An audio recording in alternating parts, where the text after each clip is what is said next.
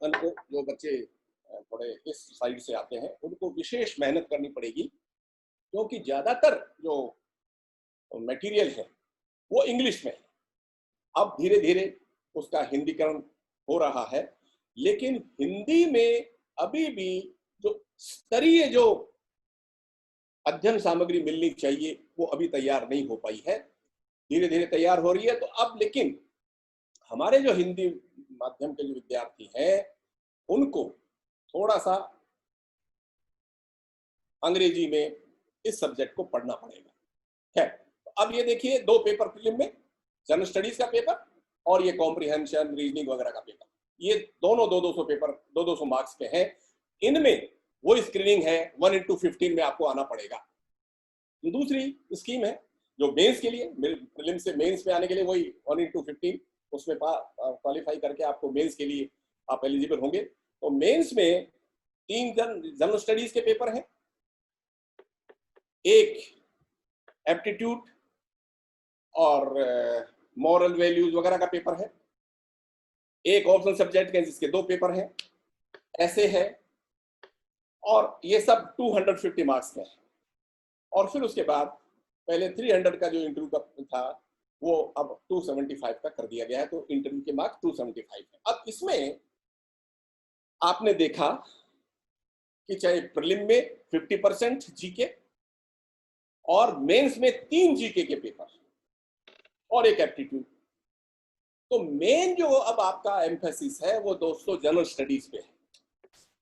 अगर जिस बच्चे का जनरल स्टडीज बहुत अच्छा है तो उसको कोई रोक नहीं सकता। और ऐसे ये जो आपका है वो भी अब आप चाहे हिंदी में लिख सकते हैं, अंग्रेजी लिखते, कोई प्रॉब्लम नहीं है।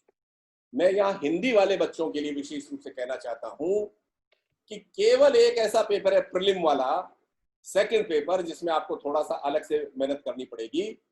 अन्यथा आज की तारीख में जो 3 जनरल स्टडीज पेपर मेंस के, एक जनरल स्टडीज का पेपर प्रीलिम का, 4 पेपर तो ये हो गए, और एप्टीट्यूड वगैरह का भी आप थोड़ा सा 50-50 जनरल स्टडीज मान के चले।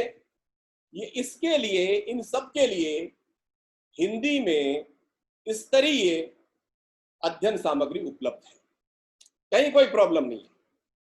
आवश्यकता इस बात की है कि हम किस तरह से अपने आप को ऑर्गेनाइज करके एक स्ट्रॉन्ग विल के साथ पहले अध्ययन सामग्री एकत्रित करें, और अध्ययन सामग्री एकत्रित करने के बाद उसका सुचारू अध्ययन करें। और अध्ययन किस तरह से करें, मैं कुछ बातें आप लोगों के साथ अपने अनुभव के आधार पर शेयर करने का प्रयास करूंगा। दोस्तों, सबसे पहली आवश्यकता है कि मेहनत का कोई सब्स्टिट्यूट नहीं है, नंबर 1। नंबर 2, मेहनत के साथ साथ आपको केवल अर्जुन की भांति मछली की आंख पर अपने आप को कंसंट्रेट करना है।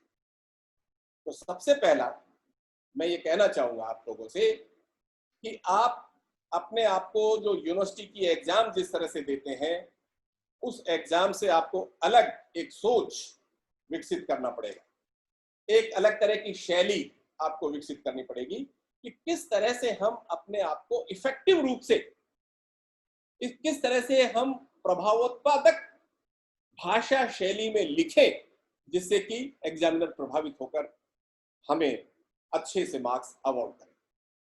इसके लिए मैं 2 बातें कहना चाहूंगा। पहले तो कि ये जो एग्जाम है, competitive examination, it's all together different from the university examination. उससे अपने आप को डिटैच कीजिए। वहां जो आप जिस तरह से लिखते रहे हैं उससे यहाँ काम नहीं चलेगा। उसके लिए आपको अलग से लेखन की एक पद्धति विकसित करनी पड़ेगी। वो कैसे करेंगे वो आपके साथ अभी बात करूंगा। दूसरा दोस्तों, 3 चीजें होती हैं। मैं जब भी बच्चों के साथ, इस तरह के कॉम्पिटिटिव एग्जामिनेशन वाले बच्चों के साथ बात करता हूं, तो 3 चीजें होती हैं, 33, 33, 33, 1/3, 1/3, 1/3।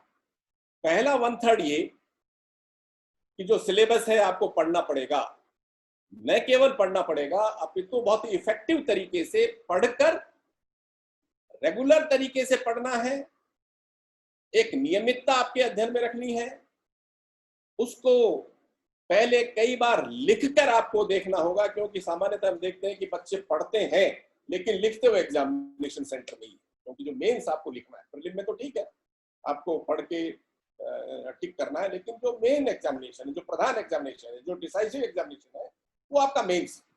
तो आपको केवल पढ़ना नहीं है, पढ़कर कई बार उसका लिख कर अभ्यास करना है।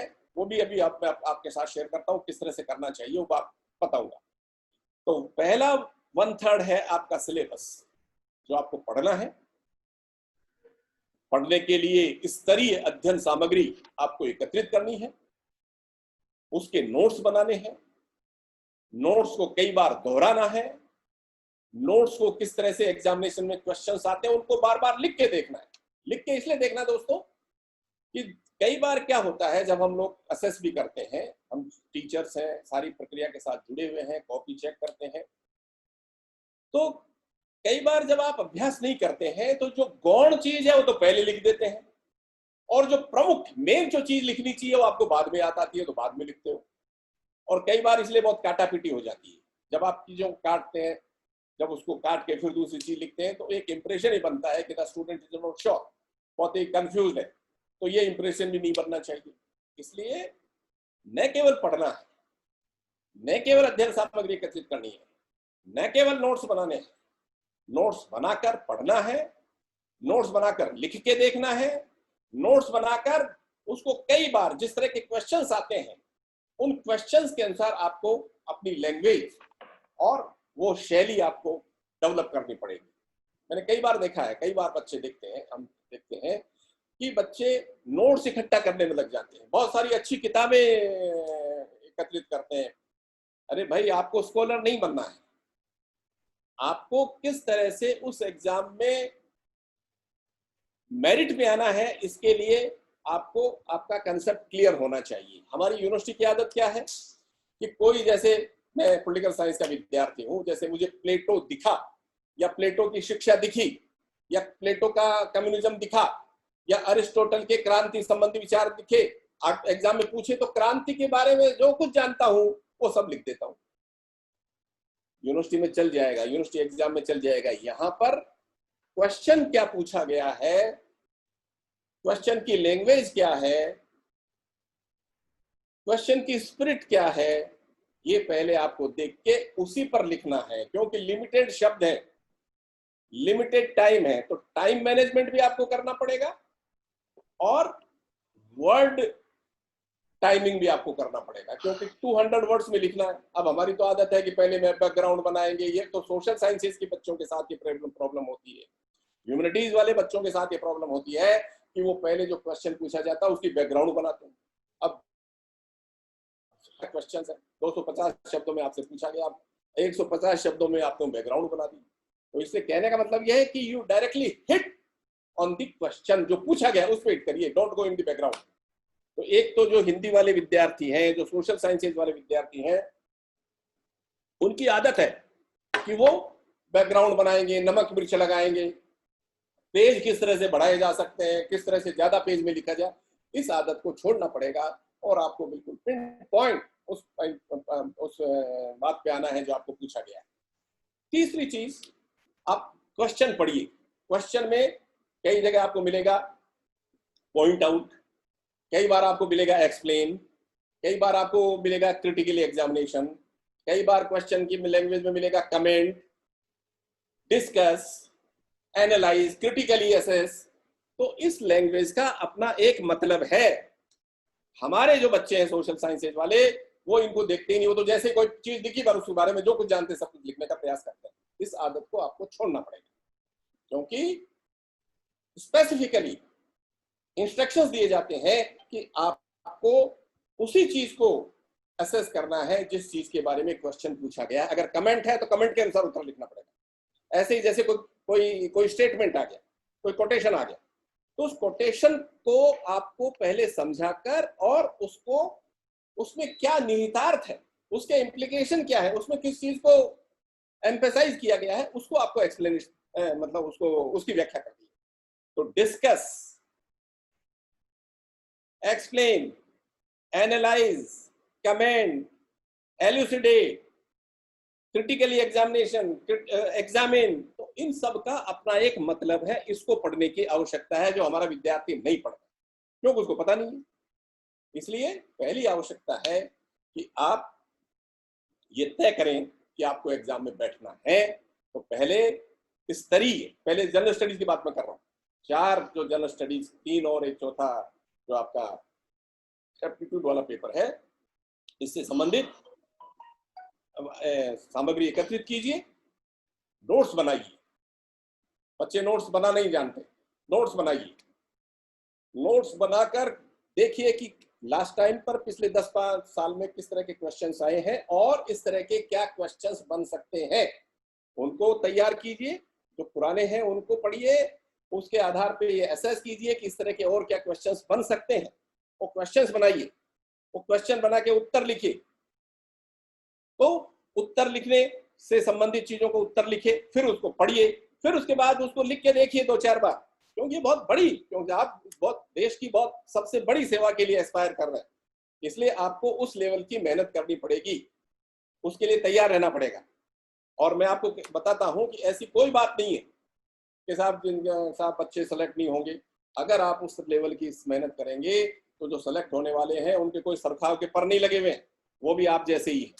मैं राय साहब से ये रिक्वेस्ट करूंगा कि एक लेक्चर, अभी जो हाल ही में जो आईएएस में जो सेलेक्ट हुए, कोई नया लड़का जो अभी ट्रेनिंग कर रहा है, उसका भी बच्चों को, इनको सबको एक लेक्चर करवाइए कि उन लोगों ने किस तरह से तैयार किया, और उसको भी देखिए जो आपके साथ बात कर रहा है वो बिल्कुल वैसा ही है जैसे आप हैं, बस आपको थोड़ा सा अपने आप को ऑर्गेनाइज करना है। दोस्तों, आप अपने आप को ऑर्गेनाइज कीजिए, अपने आप को बिल्कुल एक स्ट्रॉन्ग विल पावर बनाइए कि यस मुझे सेलेक्ट होना है, और उस लेवल पर तैयारी कीजिए। तो पहला मैंने आपको बताया सिलेबस, 1/3 क्या है, सिलेबस है जो आपको पढ़ना है पूरी तैयारी के साथ, ये पूरी प्रोसीजर मैंने आपको बताया।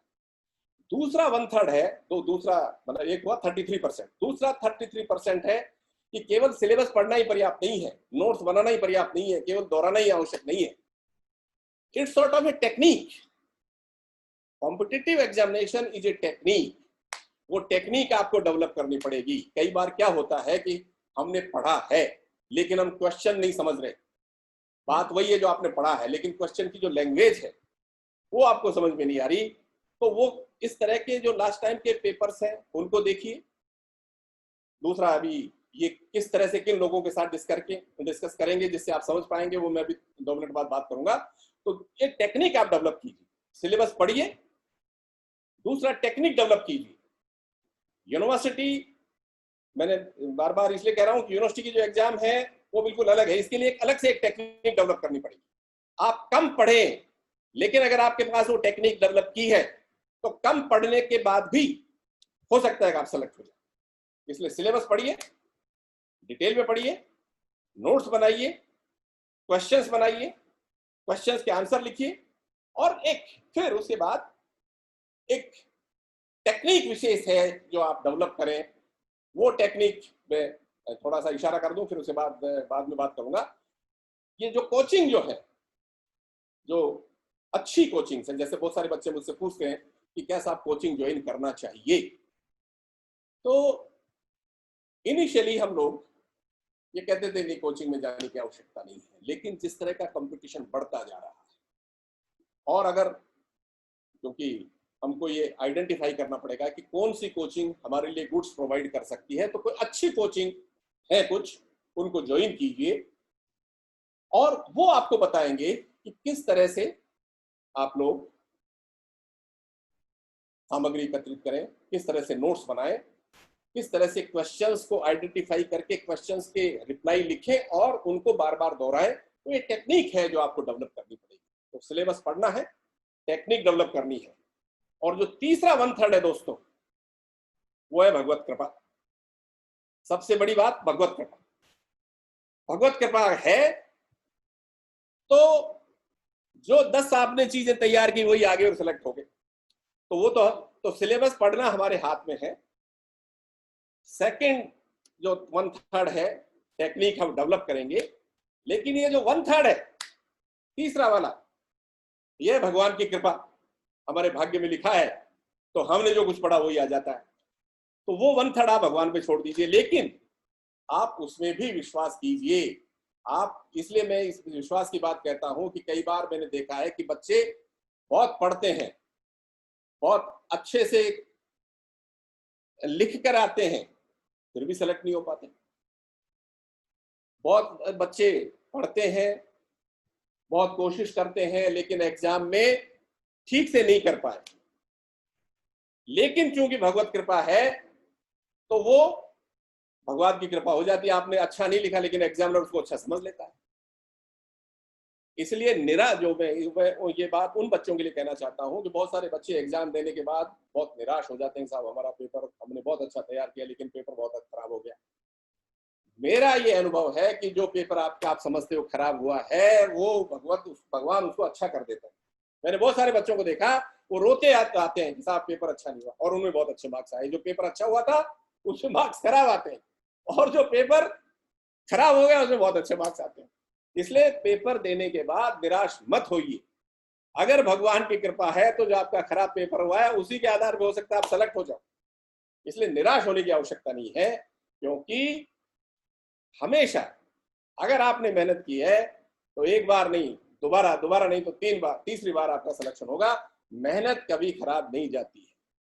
तो ये इस अभी मुझे टाइम तो देंगे ना थोड़ा सा अभी?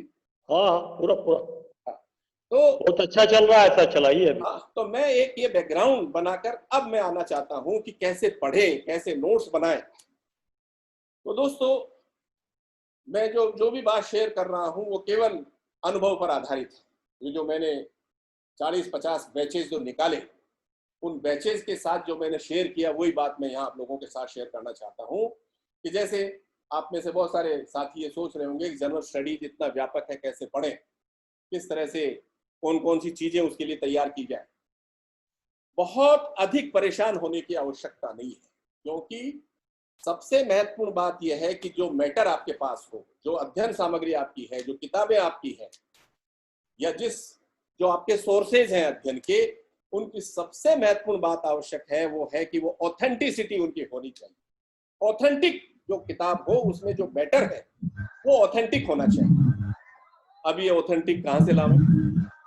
कौन सी अध्ययन सामग्री ऑथेंटिक हो सकती है? आपने देखा होगा, जैसे मैं आपके डिस्टर्बेंस आ रहा है भाई, तो स्टेट सर्विसेज की बड़ी प्रॉब्लम है। बहुत सारे पेपर्स में जो क्वेश्चंस पूछे गए वो कोर्ट में चैलेंज हो जाते हैं, क्योंकि बच्चा तो पढ़ता है, वो कहता है मैंने ये किताब पढ़ी, पीएससी कहती है ऑथेंटिक नहीं है। तो इसलिए बहुत सारे रिक्रूटमेंट रुक जाते हैं, अपॉइंटमेंट्स रुक जाते हैं। इसलिए जब हम पहले जनरल स्टडीज की बात करते हैं, तो जनरल स्टडीज में जैसे अब जनरल स्टडीज के 8-10 कंपोनेंट होते हैं, वो 3-4 पेपर में बांट दिए जाते हैं। हिस्ट्री, अब हिस्ट्री में वर्ल्ड हिस्ट्री, इंडियन हिस्ट्री, उसमें भी एंशिएंट, मिडावल एंड मॉडर्न। फिर उसके बाद geography, world geography, Indian geography. Economy तो वर्ल्ड इकोनॉमी, इंडियन इकोनॉमी।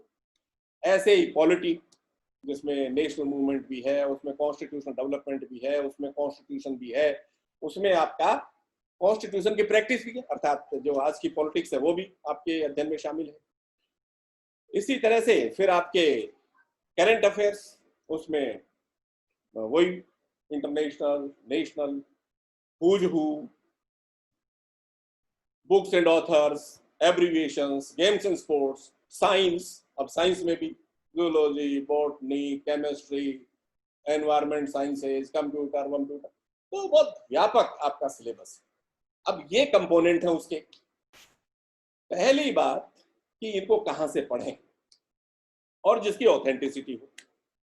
तो जो भी कॉम्पिटिटिव एग्जामिनेशन में बैठने वाले बच्चे हैं, उनके लिए मेरी सबसे बड़ी अपील ये है कि सबसे बड़ा जो उनके सोर्स हो सकता है अध्ययन का, अध्ययन सामग्री का आधार जो सबसे पहला हो सकता है, वो है आपकी एनसीईआरटी की किताबें। एनसीईआरटी की किताबें 6ठी से 10वीं और 11वीं और 12वीं, 6ठी से 10वीं तक की सोशल स्टडीज, जिसमें इंडियन पॉलिटी भी है, जिसमें ज्योग्राफी भी है, जिसमें हिस्ट्री भी है, जिसमें इकोनॉमिक्स भी है। तो 6ठी से 10वीं तक का सोशल स्टडीज आपके लिए पढ़ना जरूरी है, वो ले लीजिए किताबें। ऐसे ही 6ठी से 10वीं तक का जनरल साइंस, वो किताबें ले लीजिए। कंपटीशन पे आप बैठते हैं, उसके अलावा और बहुत सारे कंपटीशन है, उसके लिए मैथमेटिक्स 6ठी से 10वीं तक का मैथमेटिक्स आपके लिए जरूरी है। ऐसे ही हिंदी और इंग्लिश 6ठी से 10वीं तक का आप पढ़ लें, मतलब केवल सिविल सर्विसेज की बात नहीं है, जो भी आप कॉम्पिटिटिव एग्जाम करते हैं उसमें क्योंकि आईएएस को छोड़ दें, एडमिनिस्ट्रेटिव सर्विसेज को छोड़ दें, इनके अलावा जो कॉम्पिटिटिव एग्जामिनेशन होते हैं किसी और सेवाओं के लिए, उसमें 4 चीजें अगर आपको आती हैं तो वहां आपको फेल करना बड़ा मुश्किल हो जाएगा। आपको अगर 4 चीजें आती हैं दोस्तों, Hindi, English, mathematics, reasoning and aptitude, अगर ये 4 चीजें आती हैं तो कोई कंपटीशन आप हिट कर सकते हैं। खैर अपन अभी मेनली बात कर रहे हैं सीएस की। तो जनरल स्टडीज के लिए 6ठी से 10वीं तक की ये किताबें आपके पास होनी चाहिए, एनसीईआरटी। फिर 11th 12th ऑप्शनल पेपर्स, उसमें वही 4 पेपर ऑप्शनल, इकोनॉमिक्स आपको पढ़ना है, हिस्ट्री आपको पढ़ना है, ज्योग्राफी आपको पढ़ना है, पॉलिटिकल साइंस का ऑप्शनल पेपर जो 11वीं 12वीं का। आप ये जो एनसीईआरटी का अगर इतना अध्ययन कर लेते हैं तो आपका 50% जनरल स्टडीज इससे तैयार हो जाएगा। 50% बहुत बड़ा चंक है। अगर जो आपने अभी तक पढ़ा है, जो स्कूल पास करके आए बच्चे सभी, तो उन्होंने जो एनसीईआरटी पढ़ा है तो वो चीजें पढ़ के आए हैं, उनको वापस आप कॉम्पिटिटिव एग्जामिनेशन के ओरिएंटेशन से पढ़िए, 50% जीके आपका इससे तैयार हो जाएगा। उसके बाद जो दूसरी चीज है, जो ये करंट अफेयर्स हैं, तो उसके लिए रोजाना पेपर पढ़िए।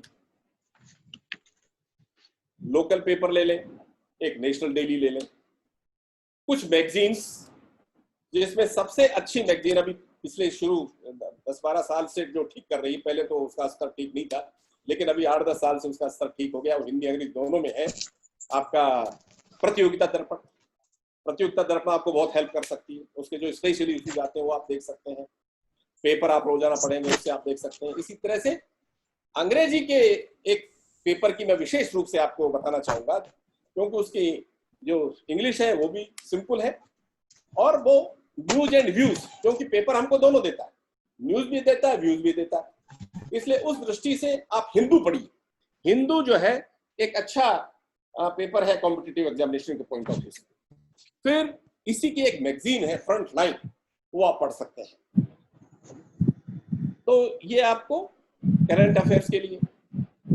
फिर उसके बाद कोई एक जीके की कोई भी स्तरीय किताब ले लीजिए, जो अच्छा गेम्स एंड स्पोर्ट्स, वो भी आप पेपर के आधार पर तय कर सकते हैं, जो एब्रीविएशंस है वो भी इसके आधार पर तय कर सकते हैं। अब रहा कुछ जैसे बुक्स हैं, ऑथर्स हैं, हुज हु हैं, उनके लिए कोई स्तरीय एक जीके की किताब ले लीजिए।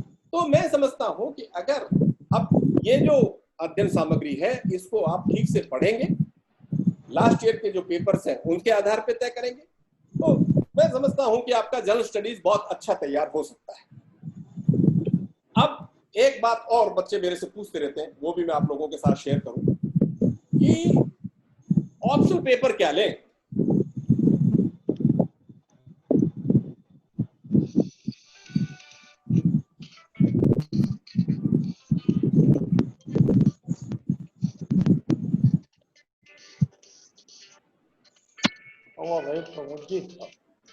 कहीं भाई कोई डिस्टरबेंस नहीं करें। हाँ, डिस्टरबेंस आ रहा बीच में। ठीक है, अब ठीक है। अभिनीत सबको म्यूट कर दो। ठीक है, तो ऑप्शनल पेपर क्या लें, इस पर बहुत बहस होती रहती है, बच्चे बहुत विचार, हालांकि अब एक ही लेना है, पहले 2 लेने होते थे तो ज्यादा वो इस बात पे विचार होता था कि 2 ऑप्शनल सब्जेक्ट क्या लें। अब एक ऑप्शनल सब्जेक्ट लेना है जिसके 2 पेपर हैं। ये आपको बहुत सोच समझ के लेना है, क्योंकि अब सारा दारोमदार जीके के बाद अगर किसी पे है तो वो ऑप्शनल पेपर पे है। ऑप्शनल पेपर अगर हमने ठीक से कर लिया और जीके हमारा ठीक है, तो मैं समझता हूं कि बहुत सारी प्रॉब्लम हमारी सॉल्व हो सकती है। इसलिए आप एक जो बात अभी प्रमोद जी ने उठाई थी कि हमारे जो IITians हैं, जो IIM से आते हैं और इवन मेडिकोज हैं या जो प्रोफेशनल्स हैं, वो प्रोफेशनल ज्यादा सेलेक्ट हो रहे हैं उनकी तुलना में जो सोशल साइंसेज से आते हैं या जो ह्यूमैनिटीज से। चल रहा DM शर्मा जी का लेक्चर, एक जो महत्वपूर्ण बात शर्मा जी का लेक्चर चल रहा है ना, जो मैं आप लोगों के साथ शेयर करना चाहता हूं कि चाहे वो IITian हो, चाहे वो मेडिको वाला हो, बहुत कम है बच्चे जो, चलिए मैं पहले ये बात कह दूं आपको, फिर उसी बात आता हूं कि चाहे वो IITians हो, चाहे वो मेडिकोज हो, और चाहे और कोई प्रोफेशनल वाले फील्ड से हो, आपने ये देखा होगा कि वो अपने IIT का पेपर नहीं लेता, अपने इंजीनियरिंग का पेपर नहीं लेता, अपने मेडिको वाला पेपर नहीं लेता, वो पेपर वही लेता है जो सोशल साइंसेज वाले, चाहे वो पब्लिक एडमिनिस्ट्रेशन ले, चाहे वो ज्योग्राफी वाला पेपर ले, चाहे वो सोशियोलॉजी ले, चाहे वो एंथ्रोपोलॉजी ले, चाहे वो हिस्ट्री ले।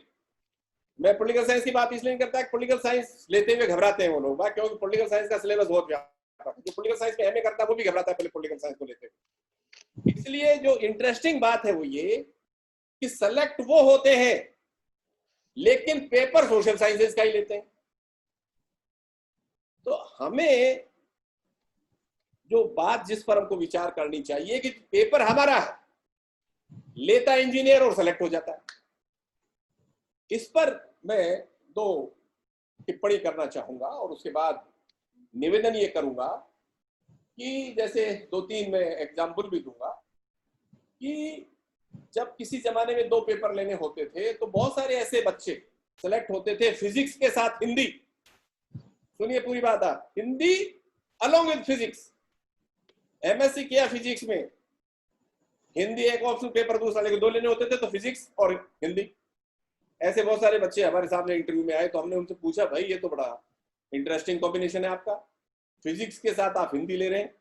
और जब हमने हिंदी में उनसे क्वेश्चन पूछे तो फिजिक्स से बेटर उनका हिंदी था and finally they were selected. तो ये भी एक कॉम्बिनेशन होता है। तो जो बात मैं यहाँ आप लोगों के साथ शेयर करना चाहता हूं कि ये मीडियम का चक्कर नहीं है दोस्तों, ये है कि आप कितनी गंभीरता के साथ अध्ययन करते हैं और किस तरह से आप अपनी यूनिवर्सिटी जो सिस्टम उस बैकग्राउंड को नहीं छोड़ पा रहे हैं। जो इंजीनियरिंग वाला बच्चा है या जो मेडिको वाला बच्चा है या किसी और प्रोफेशनल से जो आता है बच्चा, अगर वो ऑप्शनल पेपर लेता है तो वो जो हम जो सोशल साइंसेज में पढ़ के आते हैं उसकी तुलना में उनके पास उतना सब्जेक्ट मैटर नहीं होता, उनके पास उतनी इंफॉर्मेशन नहीं होती जो हमारे पास होती है। उसके पास वो लिमिटेड पढ़ता है, क्वेश्चन पूछा गया उसके अनुसार लिमिटेड लिखता है जितना लिखना चाहिए, और इतना सा पढ़ता है उसको बहुत अच्छे से वो रिप्रोड्यूस कर देता है, जाके वॉमिट कर आता है। हमारा जो सोशल साइंसेज का जो बच्चा है वो चूंकि डिटेल में पढ़ता है, उसको डिटेल में लिखने की आदत है, उसको बैकग्राउंड के साथ लिखने की आवश्यकता है, उसको ये ध्यान ही नहीं है कि वो क्वेश्चन क्या पूछा गया है, उससे पहले वो पूरी उसकी बैकग्राउंड बनाएगा, पृष्ठभूमि बनाएगा, प्रस्तावना बनाएगा, और उसके बाद मेन क्वेश्चन पे तब आएगा जब आधा क्वेश्चन उसका कवर को हो चुका होता है। जैसे 250 में या 300 में या 400 में जो क्वेश्चन लिखना होता है उसमें आधे में तो बैकग्राउंड लिखता है। तो एग्जामिनर को ये इंप्रेशन होता है कि इसको क्वेश्चन समझ में नहीं आया इसलिए ये इधर उधर लिख रहा है। तो हमको अपनी आदत को सुधारना है। सोशल साइंसेज वाले बच्चों को जो आदत है गंभीरता से बैकग्राउंड के साथ लिखने की, उस आदत को छोड़ना पड़ेगा। इसलिए मैंने शुरू से 2-3 बार ये जो कहा कि यूनिवर्सिटी से हम अपने आप को अलग, यूनिवर्सिटी एग्जामिनेशन में, यूनिवर्सिटी एग्जाम में हम जिस तरह से लिखते हैं उससे अपने आप को अलग करना पड़ेगा, अदरवाइज वही होगा जो हो रहा है। इसलिए आप सोच समझ के जो सोशल साइंसेज वाले हैं, जो ह्यूमैनिटीज वाले हैं, वो तो उल्टे प्रिविलेज क्लास में है, क्योंकि वो BA में चाहे वो पास कोर्स हो चाहे वो ऑनर्स से हो, उनको अगर पास कोर्स है तो 3 सब्जेक्ट पढ़ते हैं, ऑनर्स है तो 1 ऑनर्स, फिर उसके साथ सब्सिडी 2 सब्जेक्ट पढ़ते हैं, 1 लेना होता है। जो इंजीनियरिंग वाला बच्चा है या मेडिकल वाला है और प्रोफेशनल बच्चे हैं, उनमें से 80-90% बच्चे सोशल साइंसेज का पेपर लेते हैं। ऑफ कोर्स 10-20% वो अपना भी लेते हैं, लेकिन सोशल साइंसेज के पेपर लेकर वो सेलेक्ट हो जाते हैं। हमारे बच्चे नहीं हो पाते जो सोशल साइंसेज वाले हैं, तो उनको लिखने की अपनी जो लिखने का जो तरीका है, लिखने की जो शैली है, लिखने का जो पुराना सिस्टम जो यूनिवर्सिटी के साथ उनका जुड़ा हुआ है, उन सब से अपने आप को डिटैच करना पड़ेगा, अलग करना पड़ेगा, और उनको जो क्वेश्चन पूछा गया उसी पे हिट करना पड़ेगा। इधर उधर की बात, नमक मिर्च की बात, उसको अपने आप की आदत को अलग करना पड़ेगा। तो सबसे महत्वपूर्ण सोशल साइंस वाले बच्चों के साथ उनको लिखने की एक अलग शैली विकसित करनी पड़ेगी, जो अब तक वो बीए में या एमए जो में करते आ रहे हैं उससे अपने आप को अलग करना पड़ेगा, पहली चीज।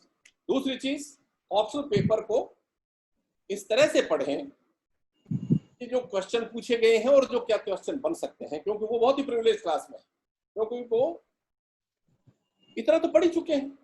अब उनको अपने आप को ऑर्गेनाइज करना है, अपने आप को अपना ओरिएंटेशन बदलना है, उनको क्वेश्चन के अनुसार कि क्वेश्चन क्या पूछा गया, किस तरह से उसको अटेम्प्ट करें। तो जनरल स्टडीज, उसमें मेन एम्फेसिस करना है, एनसीईआरटी से पढ़ना है, एनसीईआरटी से पढ़ के क्वेश्चन वाइज अपने आप को नोट्स बनाने हैं, नोट्स बना के उनको दोहराना है, क्वेश्चन छांटने हैं और फिर क्वेश्चन के अनुसार लिखना है। यही उनको ऑप्शनल में करना है। अब 1:3 के रेशो में अगर आप आते हैं तो then you are qualified for interview. तो ये जो इंटरव्यू है वो भी अपने आप में एक टेक्निक है, एक विधा है। बहुत सारे बच्चे मुझसे कहते हैं साहब कि हम लिख तो सकते हैं, बोल नहीं सकते, घबराते हैं बोलते हुए, बोर्ड के सामने जाते हुए घबराते हैं। इसके लिए भी यहाँ जो एक बात जो मैं शुरू में कहना चाहता था वो लास्ट में कह रहा हूँ कि ये जो एग्जामिनेशन है इसमें 50% से ज्यादा बच्चे ये सोचते हैं कि पहले प्रीलिम दें, उसमें पास हो जाए तो मेन की तैयारी करेंगे, और मेन में पास हो जाए देखेंगे इंटरव्यू में। ये नहीं है, एडहॉकिज्म में नहीं, एडहॉकिज्म से टारगेट हिट नहीं होता दोस्तों। प्रीलिम्स, मेंस और इंटरव्यू, इन तीनों की एक साथ तैयारी करनी है, क्योंकि जैसे बहुत सारे बच्चे कहते हैं साहब बोल नहीं सकते, तो बोलने की प्रैक्टिस एक दिन में नहीं होती, बोलने की प्रैक्टिस धीरे धीरे धीरे धीरे होती है। इसके लिए एक और बात मैं कहना चाहूंगा कि आप अपने एक छोटे छोटे पीयर ग्रुप्स बनाइए, पीयर ग्रुप्स 5-5, 6-6 लोगों का एक ग्रुप बनाइए और वो आपस में इंटरेक्ट करें, पढ़ने के लिए भी और इंटरव्यू के लिए भी तैयारी करें। अपने छोटे छोटे ग्रुप्स बनाएं, मॉक इंटरव्यू लें। जो बच्चा जिसको ज्यादा झिझक है वो अपने घर में बंद कमरा करके प्रैक्टिस करे बोलने की। इसके लिए मैं एक बहुत सारे बच्चों को मिरर थेरेपी बताते रहता हूँ। मिरर थेरेपी ये कि आप अपने घर में अपने स्टडी रूम में 2x2 का एक मिरर लेके आइए और उसके सामने आप बोलिए। घर वालों को जरूर बता देना चाहिए कहीं गड़बड़ हो गया, बच्चा के एक साथ कंपटीशन की तैयारी कर रहा है, अंदर बोलता रहता है, बड़बड़ाता रहता है, उनको जरूर बताते हैं कि मैं कंपटीशन की तैयारी कर रहा हूँ। तो बोलने की प्रैक्टिस कीजिए शीशे के सामने, अपने आप ही क्वेश्चन पूछिए, अपने आप रिप्लाई कीजिए, और उससे आपका चेहरे पर क्या भाव आना चाहिए। क्योंकि देखिए इंटरव्यू क्या है, इंटरव्यू जो अंदर धुक धुक हो रही है, जो अंदर डर लग रहा है, वो अंदर ही रहे, चेहरे पर वो डर नहीं आना चाहिए। चेहरे पर तो आपको एक हल्की सी स्माइल रखना चाहिए, जिसको हिंदी में कहते हैं स्मित, एक हल्की सी मुस्कान आपके चेहरे पर होनी चाहिए कि अंदर जो हो रहा है वो इंटरव्यू बोर्ड को पता नहीं लगे कि बच्चा डर रहा है। डर तो लगेगा, दुख दुख तो होगी अंदर, क्योंकि ये भी परीक्षा है, और जब परीक्षा जॉब के साथ जुड़ी हुई हो तो अंदर और डर लगता है। तो ये भी एक कला है कि जो अंदर डर लग रहा है वो आपके फेस पर नहीं आवे, ये भी आपको डेवलप करना होगा, और ये भी इसी प्रैक्टिस से आएगा। इसलिए मैं ज्यादा विस्तार में मैं शायद हो सकता चला गया हूं, लेकिन और बहुत सारी बातें की जा सकती हैं, क्योंकि तो हरि अनंत हरि कथा अनंता, बहुत सारी बातें हैं, बहुत सारे पॉइंट्स हैं, बहुत सारे ऐसे टिप्स हैं जिनकी बात हम लगातार करते रह सकते हैं, लेकिन क्योंकि लिमिटेड इससे थोड़ा विस्तार से हो गया है, तो पहले प्रीलिम की आपको तैयारी करनी है, उसमें भी मेन जीके है, लेकिन जो सेकंड पेपर आया है उसमें थोड़ी प्रॉब्लम होती है, उसको जरा ध्यान से देखिए। फिर मेंस में भी 3 पेपर जीके हैं। फिर तो मैंने कहा ना कि जीके पे बहुत सारी आपका कंसंट्रेशन होना चाहिए, क्योंकि आपकी सफलता का बहुत बड़ा पार्ट जीके पे निर्भर करता है। फिर उससे संबंधित ऑथेंटिक, देखिए सबसे महत्वपूर्ण बात है कि ऑथेंटिसिटी सब्जेक्ट मैटर की बहुत जरूरी है, जो पढ़े वो ऑथेंटिक होना चाहिए। तो ये कुछ बातें हैं जिसमें आपको आईएएस के लिए या किसी भी कॉम्पिटिटिव एग्जामिनेशन के लिए आप ध्यान रखें, उसमें ध्यान रखने की आवश्यकता है। केवल पेपर की जो लैंग्वेज है, जो क्वेश्चन की लैंग्वेज है, उसको पहले देख के फिर क्वेश्चन अटेम्प्ट करें तो आपको ज्यादा फायदा होगा। समय प्रबंधन आपको करना है, शब्द प्रबंधन आपको करना है, वरना पेपर छूट जाएगा। समय शब्दों की सीमा को ध्यान में रखना है, अदरवाइज पेपर छूट जाएगा। पहले कौन सी बात ऐसी हो इफेक्टिव जो एग्जामिनर को प्रभावित करे, उसको आपको पहले करना है। अगर सब्जेक्ट मैटर थोड़ा सा कम है तो उसी में से आप चीजों को स्ट्रेच कीजिए। इंटरव्यू में एक और चीज मैं थोड़ा सा बता दूं, स्ट्रेच करने से मुझे याद आ गया कि हमारे यहाँ जब बच्चों इंटरव्यू देने जाते हैं तो वो एक ही चीज को बोलते रहते हैं, भाषण देते हैं। आपका इंटरव्यू हमेशा 1 2 3 4 पॉइंट्स में होना चाहिए, नंबर 1 ये, नंबर 2 ये, नंबर 4। तो और एक और चीज, इंटरव्यू को हमेशा अपने ग्रिप में रखिए। इंटरव्यू अगर आपके ग्रिप में है, मतलब ग्रिप में होने का मतलब है कि आपसे वही पूछा जाएगा, ये मेरी पुरानी मान्यता है कि आपसे वही पूछा जाएगा जो आप पूछवाना चाहते हैं। ऐसा इंटरव्यू में मोड़ लाइए, क्योंकि आपकी प्रॉब्लम है जो आपसे क्वेश्चन पूछा गया, उनकी प्रॉब्लम है कि वो क्या पूछें आपसे जो आपको आता है। क्योंकि हम पहले जो एक्सपर्ट्स आते हैं उनको थोड़ा ओरिएंट करते हैं और उनको इस बात के लिए हम तैयार करते हैं कि भाई आप ये जो इंटरव्यू लेने आए हैं, ये बच्चे को जो ज्ञान है उसमें से आप इंटरव्यू लेंगे। इग्नोरेंस का थोड़ी टेस्ट है, उनके ज्ञान का टेस्ट है। और ज्ञान तो बहुत असीमित है, हर व्यक्ति को हर चीज नहीं आती। इसलिए हम कोशिश ये करते हैं कि जो आपका इंटरव्यू ले, उनसे ये अपेक्षा करते हैं कि वो आपसे पूछें कि बताइए आप क्या तैयार करके आए। और हमारा 99% बच्चा कहता है कि आप जो चाहे पूछें, कोई विशेष तैयार नहीं किया। ये बहुत ही नेगेटिव रिप्लाई है आपका कि कोई ज्यादा विशेष तैयार। अरे भाई, जिस सर्विस जो देश की हाईएस्ट सर्विस है उसके लिए आप इतनी मेहनत कर रहे हो, तो विशेष तैयार क्यों नहीं करके आए? तैयारी आप कहिए कि साहब हम, तो उनको बताइए आप उसी वक्त कि हम आज के इंटरव्यू के लिए ये चीजें तैयार करके आए हैं। क्योंकि आप, उनकी प्रॉब्लम है कि आपको क्या पूछे, तो जब आपसे पूछा जाए कि कोई विशेष तैयार नहीं किया तो फिर वो तो जो चाहे पूछेंगे। इसलिए जब इस तरह की कोई बातचीत की जाए, और 90% क्वेश्चन इंटरव्यू में ऐसा किया जाता है और 90% लोगों से पूछा जाता है, उसमें 99 ये कहते हैं कि विशेष तैयार नहीं किया, तो ये बताइए दोष आपका है कि जो इंटरव्यू लेने वाले उनका? तो आप कुछ चीजें तैयार करिए। जब आपसे पूछा जाए कि आप क्या तैयार करके आए, तो उनको स्पेसिफिकली बताएं कि हम ये तैयार करके आए हैं। ऐसी स्थिति में इंटरव्यू आपकी ग्रिप में रहता है, आपसे वही पूछा जाएगा जो आपने बताया। और जो क्वेश्चंस वगैरह होंगे तो मैं I be very happy to reply, क्योंकि मैं चाहूंगा कि ये 1 वे ट्रैफिक नहीं होकर 2 वे ट्रैफिक हो, और आप पूछें कि किस तरह से और चीज़ों को इफेक्टिव बनाया जा सकता है। मुझे आपने मौका दिया कि मैं कुछ अपने ये इस तरह के विचार आप लोगों के साथ शेयर कर सका। मैं बहुत बहुत धन्यवाद देना चाहूँगा सतीश राय साहब को, बहुत बहुत धन्यवाद देना चाहूँगा पांडे साहब को कि देश के कोने कोने से जो साथी जुड़ रहे हैं उनसे बातचीत करने का एक मौका मिला। बहुत बहुत धन्यवाद। जय हिंद। सर ने बहुत ही सारगर्भित भाषा में घंटे भर के अंदर वो सारी चीजें बता दी, जिसे कॉम्पिटिटिव छात्र, मुझे लगता है, जिन प्रश्नों के जवाब जो है अपने ताउम्र करियर में खोजता रहता है, जो चयनित हो जाता है वो भी, और जो चयनित नहीं होता है। सर, इस कार्यक्रम में लगभग 10 से 12 स्टेट के स्टूडेंट्स जुड़े हुए हैं, और सर के व्याख्यान का अगर मूल कहा जाए तो ये बात निकल के आती है कि मीडियम मैटर नहीं करता है। मैं पढ़ाता हूँ कोचिंग्स में भी, कॉलेज में भी पढ़ाया, तो मैं बच्चों को अक्सर बताता हूँ कि मेरा एक दोस्त जो है वो इंग्लिश मीडियम छोड़ के और हिंदी मीडियम के माध्यम से, मतलब उसकी स्कूलिंग, यूनिवर्सिटी पढ़ाई पूरी हिंदी इंग्लिश मीडियम में हुई थी, लेकिन यूपीएससी के एग्जाम उसने हिंदी मीडियम में दिया, और वो सेलेक्ट हुआ। जो सर ने पूरा लेक्चर दिया उसका जो अगर हम लोग बात करें तो सर ने बड़ा आसान शब्दों में ये बताया कि भाई आप अपने पूरे तैयारी को 3 भागों में तोड़ सकते हैं।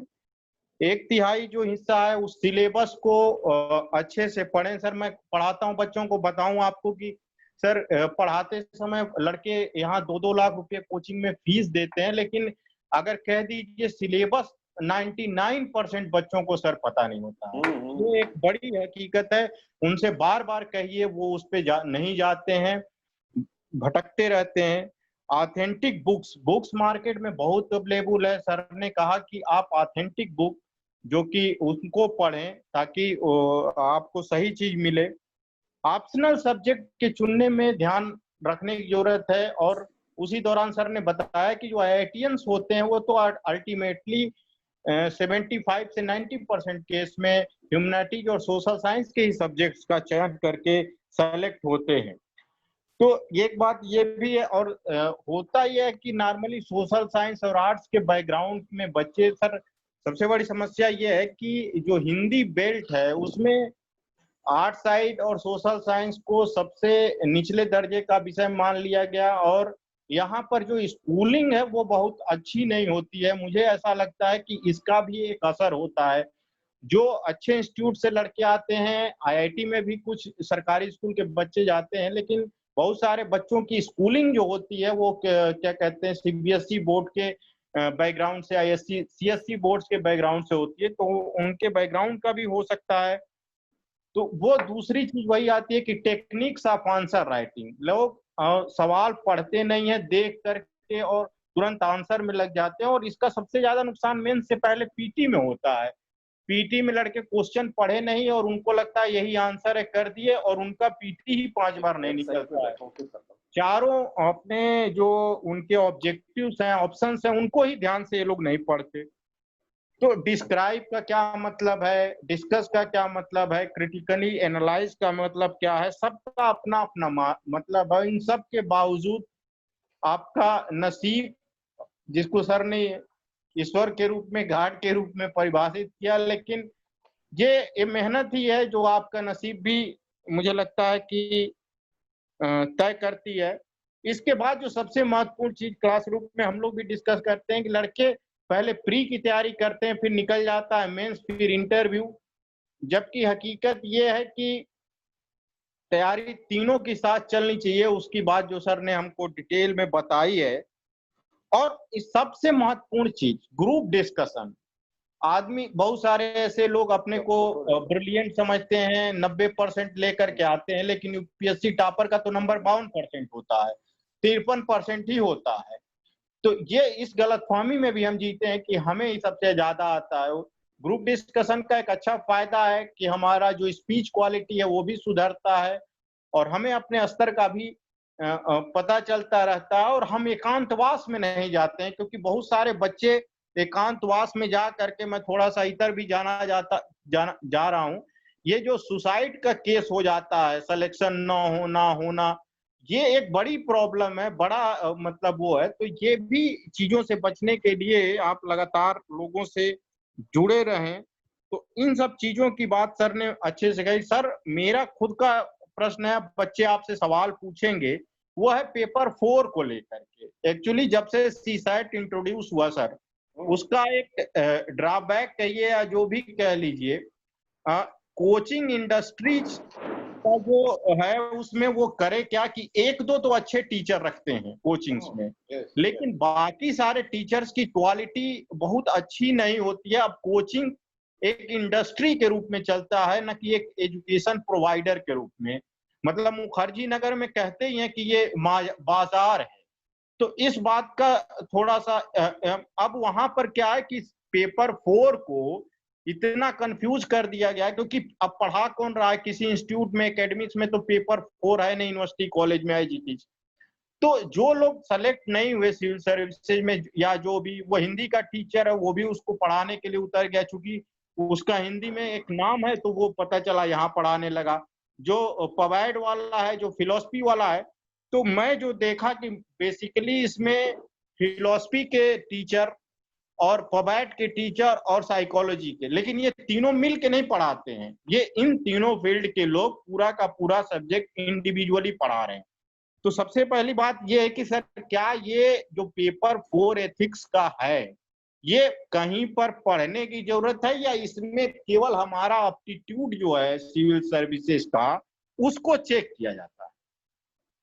ये एक प्रश्न है। दूसरा ये है कि सर दूसरा एनसीईआरटी का जिक्र आपने भी किया। एनसीईआरटी नो डाउट एक ऑथेंटिक इंस्टीट्यूट है, लेकिन सबसे बड़ी समस्या ये है सर कि बहुत सारे कोचिंग्स केवल एनसीईआरटी पढ़ा रहे हैं, मतलब 6 से 12 तक की एनसीईआरटी वो 2-2 लाख रुपए में पढ़ा करके और बच्चों को छोड़ देते हैं। और स्टैंडर्ड बुक का मतलब अगर वो 100% उनके सिलेबस में कहिए तो वो 60% एनसीईआरटी पढ़ा देंगे और 30-40% में बाकी की चीजें पढ़ा देते हैं। तो ग्रेजुएशन स्तर का जो एक नॉलेज है ऑथेंटिक, वो बच्चों तक नहीं कम्युनिकेट हो पाता है। आपसे हमारी मुलाकात 2015 जयपुर में आरजीएससी वाले में हुई थी। हम लोग भी कुछ सोच रहे थे कि आरजीएससी भी इस तरह कुछ चीज शुरू करे। तो सर ये थोड़ा सा बता दीजिए, फिर एक एक बच्चों के प्रश्न लेकर के हम लोग पूछेंगे। ये पेपर 4 एथिक्स को थोड़ा सा आप अपने ढंग से एक्सप्लेन कर दीजिए। पांडे जी, आपने बहुत ही बेसिक चीजों को उठाया। सबसे बड़ी प्रॉब्लम अभी पिछले जब से ये एथिक्स का पेपर जब से लागू हुआ, बहुत बड़ी प्रॉब्लम है। लेकिन एक बहुत अच्छा प्रयास हम लोगों ने जयपुर में किया है। राय साहब को जानते हैं, उन्होंने उनका नाम सुन रखा है।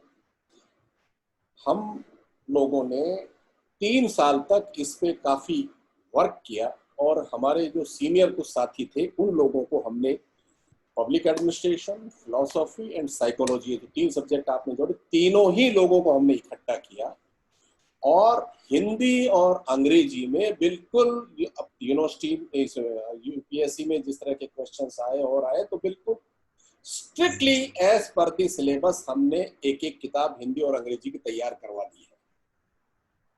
वो किताब पूरा सिलेबस कवर करती है। वो केस स्टडी वगैरह जो इसमें जिस तरह की आशा की जाती है, उस केस स्टडीज हमने तैयार करवाई है। तो अभी टू स्टार्ट विथ, मतलब ये किताबें 18 में आ गई हैं, 2018 में आ गई हैं। जयपुर से बहुत ही रेपुटेड एक पब्लिशर है जिसने इसको पब्लिश किया है। तो लेखक एक बहुत सीनियर आदमी को हमने 4-5 लेखक होने के बजाय एक आदमी को हमने उसमें लेखक बनाकर उनके नाम से किताब छपवा दी है। एथिक्स के नाम से किताब है, एथिक्स एंड एप्टीट्यूड, इसी नाम से एक किताब आपको जयपुर में रावत पब्लिशर्स के यहाँ मिलेगी। वो पूरी तरह से उसको तीनों दृष्टिकोणों से, उसको साइकोलॉजी दृष्टि से भी हमने देखा है, पब्लिक एडमिनिस्ट्रेशन की जिस तरह से चीजें हैं उसको उसके साथ जोड़ने का प्रयास किया है, उसको फिलोसॉफिकल पुट देने का प्रयास किया है। तो 4th पेपर की अभी तक जो क्वेश्चंस आए हैं उन सबको दृष्टिगत रखते हुए एज पर सिलेबस हमने वो किताब छपवाई है। तो आपकी एक बहुत बड़ी प्रॉब्लम जो बच्चे इसमें परेशानी होती है वो पूरी कर सकते हैं। दूसरा, एनसीईआरटी की किताबें देखिए एक अच्छा सोर्स है।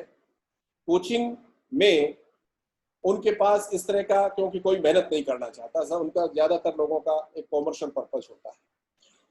तो एनसीईआरटी के साथ साथ जो भी जीके की इस तरह की किताबें हैं, साहित्य वाला जो है आगरा वाला, जो अपने इसमें जो प्रतियोगिता दर्पण है इसमें अच्छी मेहनत कर रहा, मैं मतलब हर महीने इसको मैं देखता हूँ, पढ़ता हूँ। उसको आप थोड़ा सा अपना पेपर जो रोजाना डेली पेपर पढ़ते हैं उसके साथ अगर आप उसको जोड़ लेते हैं, कुछ इन्फॉर्मेशन है, कुछ इन्फॉर्मेशन आप उसको अपने आप को ठीक करें, संपादकीय पढ़ें, तो मैं समझता हूं कि एनसीईआरटी के साथ कोई स्तरीय जीके की किताब आप ले लें और एनसीईआरटी जीके, प्रतियोगिता दर्पण, डेली न्यूज़पेपर, इन सबको, क्योंकि देखिए मेहनत का कोई सब्स्टिट्यूट नहीं है। मछली की आंख पर आपकी नजर जब तक नहीं होगी, अगले 2-3 साल जब तक आपका सिलेक्शन नहीं हो जाए तब तक आपको पूरे अपने आप को कंसंट्रेट करना पड़ेगा। जो भी मटेरियल जहां से मिले आपको लेना पड़ेगा और उसको लिखना पड़ेगा। और जैसे बहुत सारे बच्चे मेरे से यही पूछते हैं, बात छूट गई अपने सेशन में कि तैयारी कब से करें, कितने घंटे पढ़ें। तो ये तो इस कितने घंटे पढ़ें इसका तो कोई किसी के पास एक मतलब पैरामीटर नहीं है कि आप इतने घंटे पढ़ें तो इतने हो जाएंगे। लेकिन अगर आपके पास आप स्कूल से तैयार कर रहे हैं, जैसे मैं यहाँ जो हमारा सेंटर चलता था उसमें हम कुछ बैचेज छुट्टियों में स्कूल के जो 12th और फर्स्ट ईयर के बच्चे हैं कॉलेज वाले उनके लिए भी चलाते थे, जो एडवांस में उनको गाइडेंस दे देते थे कि आप अपने 3 साल इस तरह से तैयारी करें। तो जो स्कूल में जो बच्चे हैं उनके लिए अलग तरह का एक पढ़ने का वो तैयार किया जा सकता है। जो बीए में पढ़ रहे हैं अभी, जो ग्रेजुएशन में हैं, उनके लिए अलग से तैयार किया जा सकता है। जो अभी यूनिवर्सिटी में ऑलरेडी, उनके लिए अलग से तैयार किया जा सकता है। तो आप कहाँ से स्टडी स्टार्ट कर रहे हैं? हालांकि जैसे यूनिवर्सिटी भी आप हैं और वहां भी कर रहे हैं तो भी आपको थोड़ी सी मेहनत ज्यादा करनी पड़ेगी, अपने आप को ऑर्गेनाइज करना पड़ेगा। स्कूल वाला है उसका मेंटल लेवल थोड़ा उतना ऊंचा नहीं है, आपका मेंटल लेवल ऊंचा है तो आप थोड़ा सा कम करके भी ज्यादा कर सकते हो।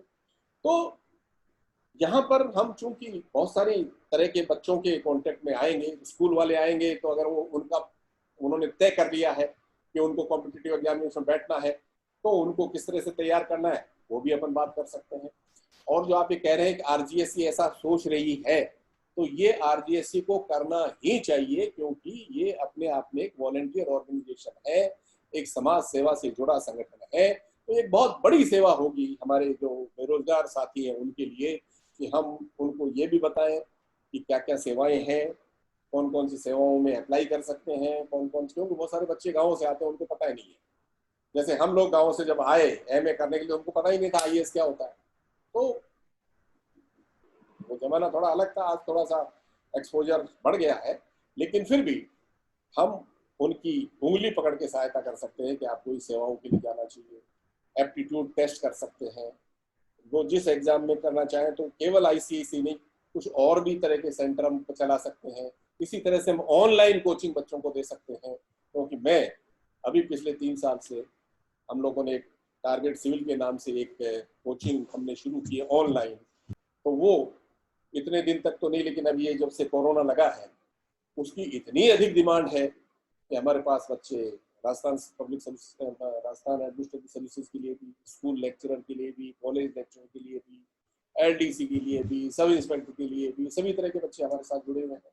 और मुझे संतोष तब होता है जब कोई लड़का मुझसे ये टेलीफोन करता है कि साहब मैं नरेगा में मजदूरी करता था और वहां जब सुबह शाम आपके हमने ऐप डेवलप करके मोबाइल पे डाल रखा है, तो वो कहता है कि जब मैं मोबाइल सुनता था और उससे अपने नोट्स तैयार करके नरेगा की मजदूरी करते करते मैं एलडीसी हो गया, तो मुझे अपने आप पे बड़ा गर्व होता है, मुझे अपने आप पे संतोष होता है कि मैं कोई ना कोई इस तरह का समाज सेवा का काम कर रहा हूँ कि किसी व्यक्ति को मजदूर से वो एलडीसी बनता है। और वो कहता है कि मैं अब एलडीसी बन गया सर, मेरा मॉरल थोड़ा हाई होता जा रहा है, मैं कुछ और सेवाओं के लिए करूंगा।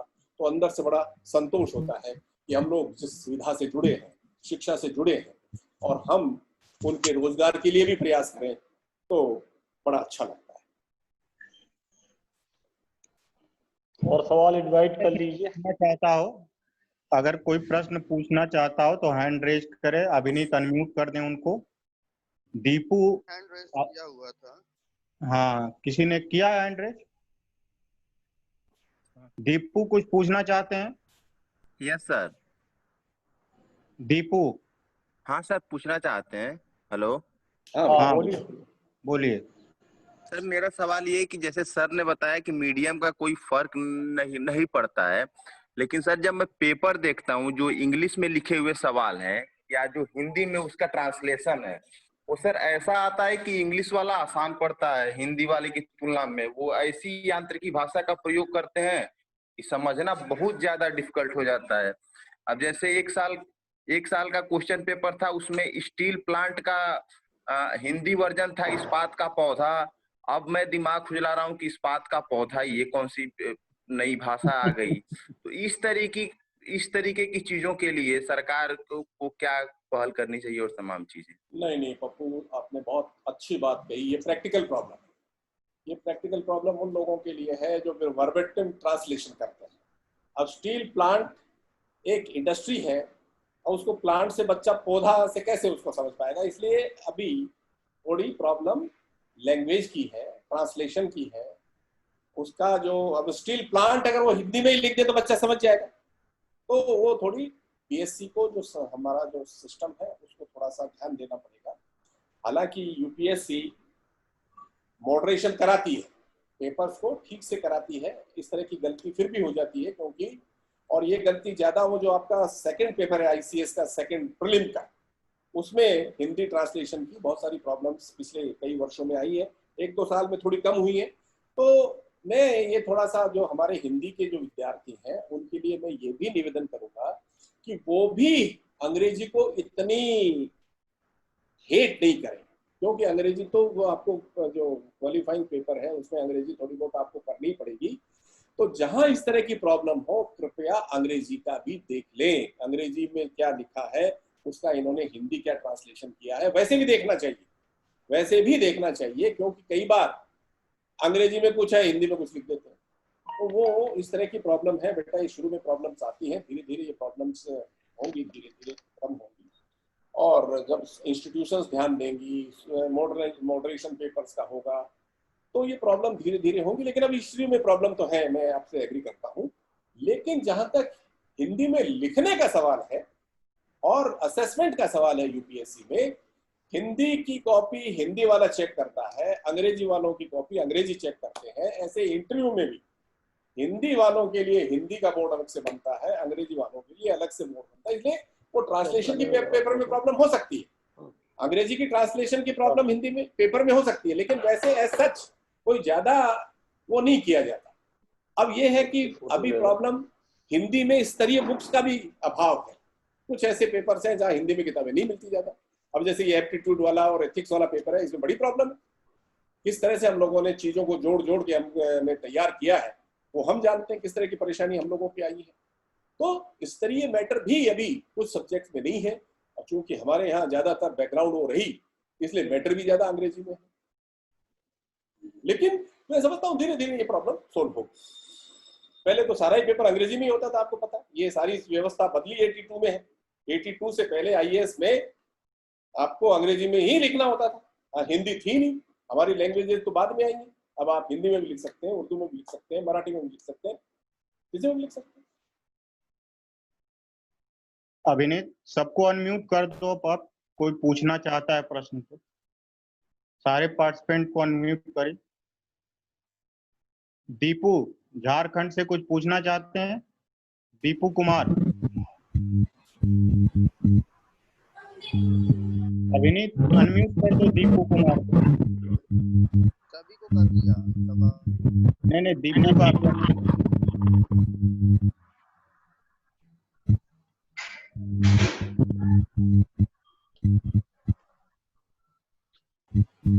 कर दिया सर, इनको कहिए अपने से अनम्यूट हो जाए। आप मुझसे लिख के भी पूछ सकते हैं, कोई प्रॉब्लम नहीं। कभी आपको लगे कि कोई चीज आपको पूछनी है प्रमोद जी, जी सर, तो आप बच्चों को ये भी कह सकते हो, क्योंकि मैं I will be very happy to reply. लिखित में पूछेंगे, मोबाइल में पूछेंगे, मैं बस जरूर बताऊंगा। अभी कोई बच्चे पूछे तो अच्छा लगेगा। नहीं वो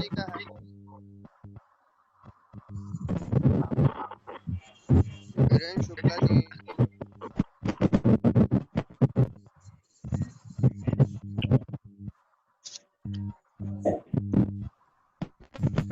मीर कुछ सवाल। मीर अली, हेलो मीर, अपने आप को म्यूट कीजिए प्लीज। वीरेंद्र शुक्ला को पूछ रहे हैं। जी जी सर, बोलिए सर नमस्ते सर। पूछना चाह रहा था कि आज के समय में जैसे बहुत सारी कोचिंग संस्थाएं हो चुकी हैं, तो स्टूडेंट कौन सी कोचिंग संस्था अच्छा है, इसका सिलेक्शन कैसे करें, क्या कसौटी होनी चाहिए उसके लिए? ये तो प्रैक्टिकल प्रॉब्लम है, क्योंकि इतनी सारी संस्थाएं, कोचिंग संस्थाएं आ गई हैं और हर संस्था अपने आप को बेस्ट कहती है जी। तो ये तो गलत कर रहे हैं भाई, पीछे से नॉइज आ रहा है, सब किसी के यहाँ से, तो वो कंट्रोल करिए, नहीं कैसे सर बोल पाएंगे। हाँ, तो आपने ये प्रैक्टिकल प्रॉब्लम है बेटा कि कौन सी कोचिंग ठीक है। आपको स्वयं को फील्ड में जाना पड़ेगा और वहां पर जो अब तक जो सेलेक्ट हुए कोई वहां मिले तो उनसे बात करनी पड़ेगी, उनका मार्केट में रिजल्ट का लेवल क्या है ये देखना पड़ेगा, किस तरह के टीचर्स हैं, किस तरह के नोट्स वो प्रोवाइड करते हैं, क्योंकि ये तो वहां ऑन द स्पॉट जाकर ही हम देख सकते हैं। क्योंकि और फिर अब तक जो संस्थाएं हैं उनके यहाँ से उनका रिजल्ट कितना अच्छा रहा है वो देखना पड़ेगा। क्योंकि अब ये नहीं बता सकते कि कौन सी संस्था, कौन सी कोचिंग। अभिनीत म्यूट करो बाकी लोगों को। मत करो यार, जो हाथ उठाए उसी को अनम्यूट करो। म्यूट करो अभिनीत सबको, सर को छोड़ के, स्पीकर सर को छोड़ के, सर को छोड़ के बाकी लोग म्यूट करो।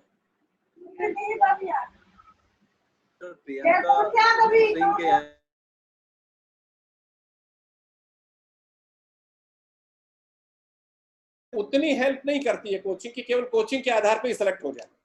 कोचिंग हमको एक एनवायरनमेंट प्रोवाइड करती है, कोचिंग हमको बताती है कि this is the level of competitors, इन लोगों के साथ आपका कंपटीशन है।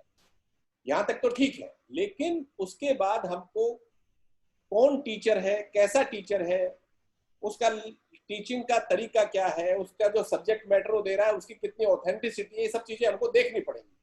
और ये तभी देख सकते हैं जब हम लोगों के कांटेक्ट में हो, वहाँ कितने लोग बाग जो पढ़ रहे हैं उनमें से कितने सेलेक्ट हुए हैं, किस तरह के नोट्स वो प्रोवाइड कर रहे हैं, ये बहुत सारी चीजें देख के फिर हमको डिसाइड करना चाहिए। Okay sir, thank you sir ji, thank you. Anybody else? कोई और साथी? सर मैं अंकित बागबाहरा हूँ छत्तीसगढ़ से। है जी? अंकित बागबाहरा हूँ सर छत्तीसगढ़ से। हाँ जी जी। आज का विषय में मेरा जो सवाल था लगभग दीपू जी ने वो सवाल पूछ लिया है, फिर भी मैं एक बात इसमें पूछना चाहूंगा सर। मैं गूगल में कुछ सर्च कर रहा था, मैं इसमें 2014 में जहां इंग्लिश मीडियम में करीब 13,700 लोगों ने पार्टिसिपेट किया, वहीं हिंदी माध्यम से सिर्फ 2,100 लोगों ने ही पार्टिसिपेट किया। वैसे ही 2015 में इंग्लिश मीडियम से 11,800 लोगों ने किया और हिंदी से 2,410 लोगों ने ही पार्टिसिपेट किया।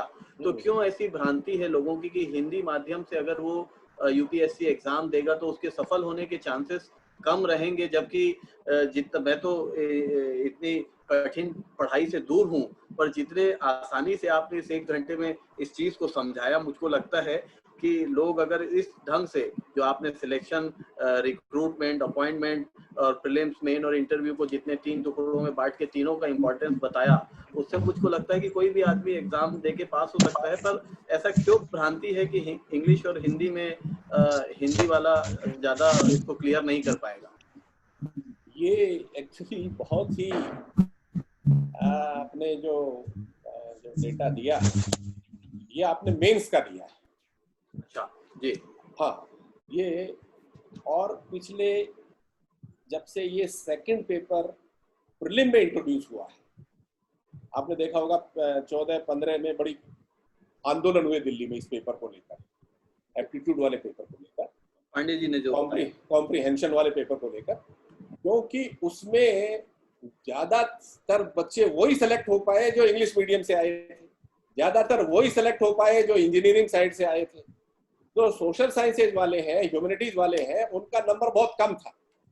तो ये जो आपने डेटा दिया 14-15 का, ये बहुत ही उस समय का है जब ये प्रोसेस शुरू हुए, 2-3 साल हुए थे, और दिल्ली में इस पेपर को लेकर बहुत सारे आंदोलन हुए और फिर कहा गया कि इसको थोड़ा सा ठीक करेंगे और करेंगे, लेकिन अभी तक इस पेपर को पूरी तरह से बैलेंस नहीं किया जा सका है। तो एक तो हिंदी वाले बैठे, वो पास ही बहुत कम हो पाए मेंस में, नंबर 1। नंबर 2, एक हमारी साइकोलॉजी अभी तक वो बनी हुई है कि आईएएस के माने तो अंग्रेजी ना होना बहुत जरूरी है। मैं राजस्थान में भी देखता हूँ, हालांकि हमारे यहाँ से अभी एक जो प्लस पॉइंट है वो ये कि पिछले 3 साल से Rajasthan is number 1 in the country, सबसे ज्यादा जो बच्चे सिलेक्ट हो रहे हैं राजस्थान से हो रहे हैं, पहले इलाहाबाद से होते थे, इससे पहले बिहार से होते थे। हम तीसरे चौथे नंबर पे चल रहे थे, क्योंकि वो हर साल रिपोर्ट मेरे पास आती है यूपीएससी की, मैं जुड़ा हुआ हूँ। तो आपने ये जो बताया ना, उसके दो कारण हैं। एक तो ये कि साइकोलॉजी है कि अंग्रेजी में ही करना पड़ेगा, दूसरा जो हिंदी में बैठे वो बेचारे प्रीलिम में ही पास नहीं हो पाए।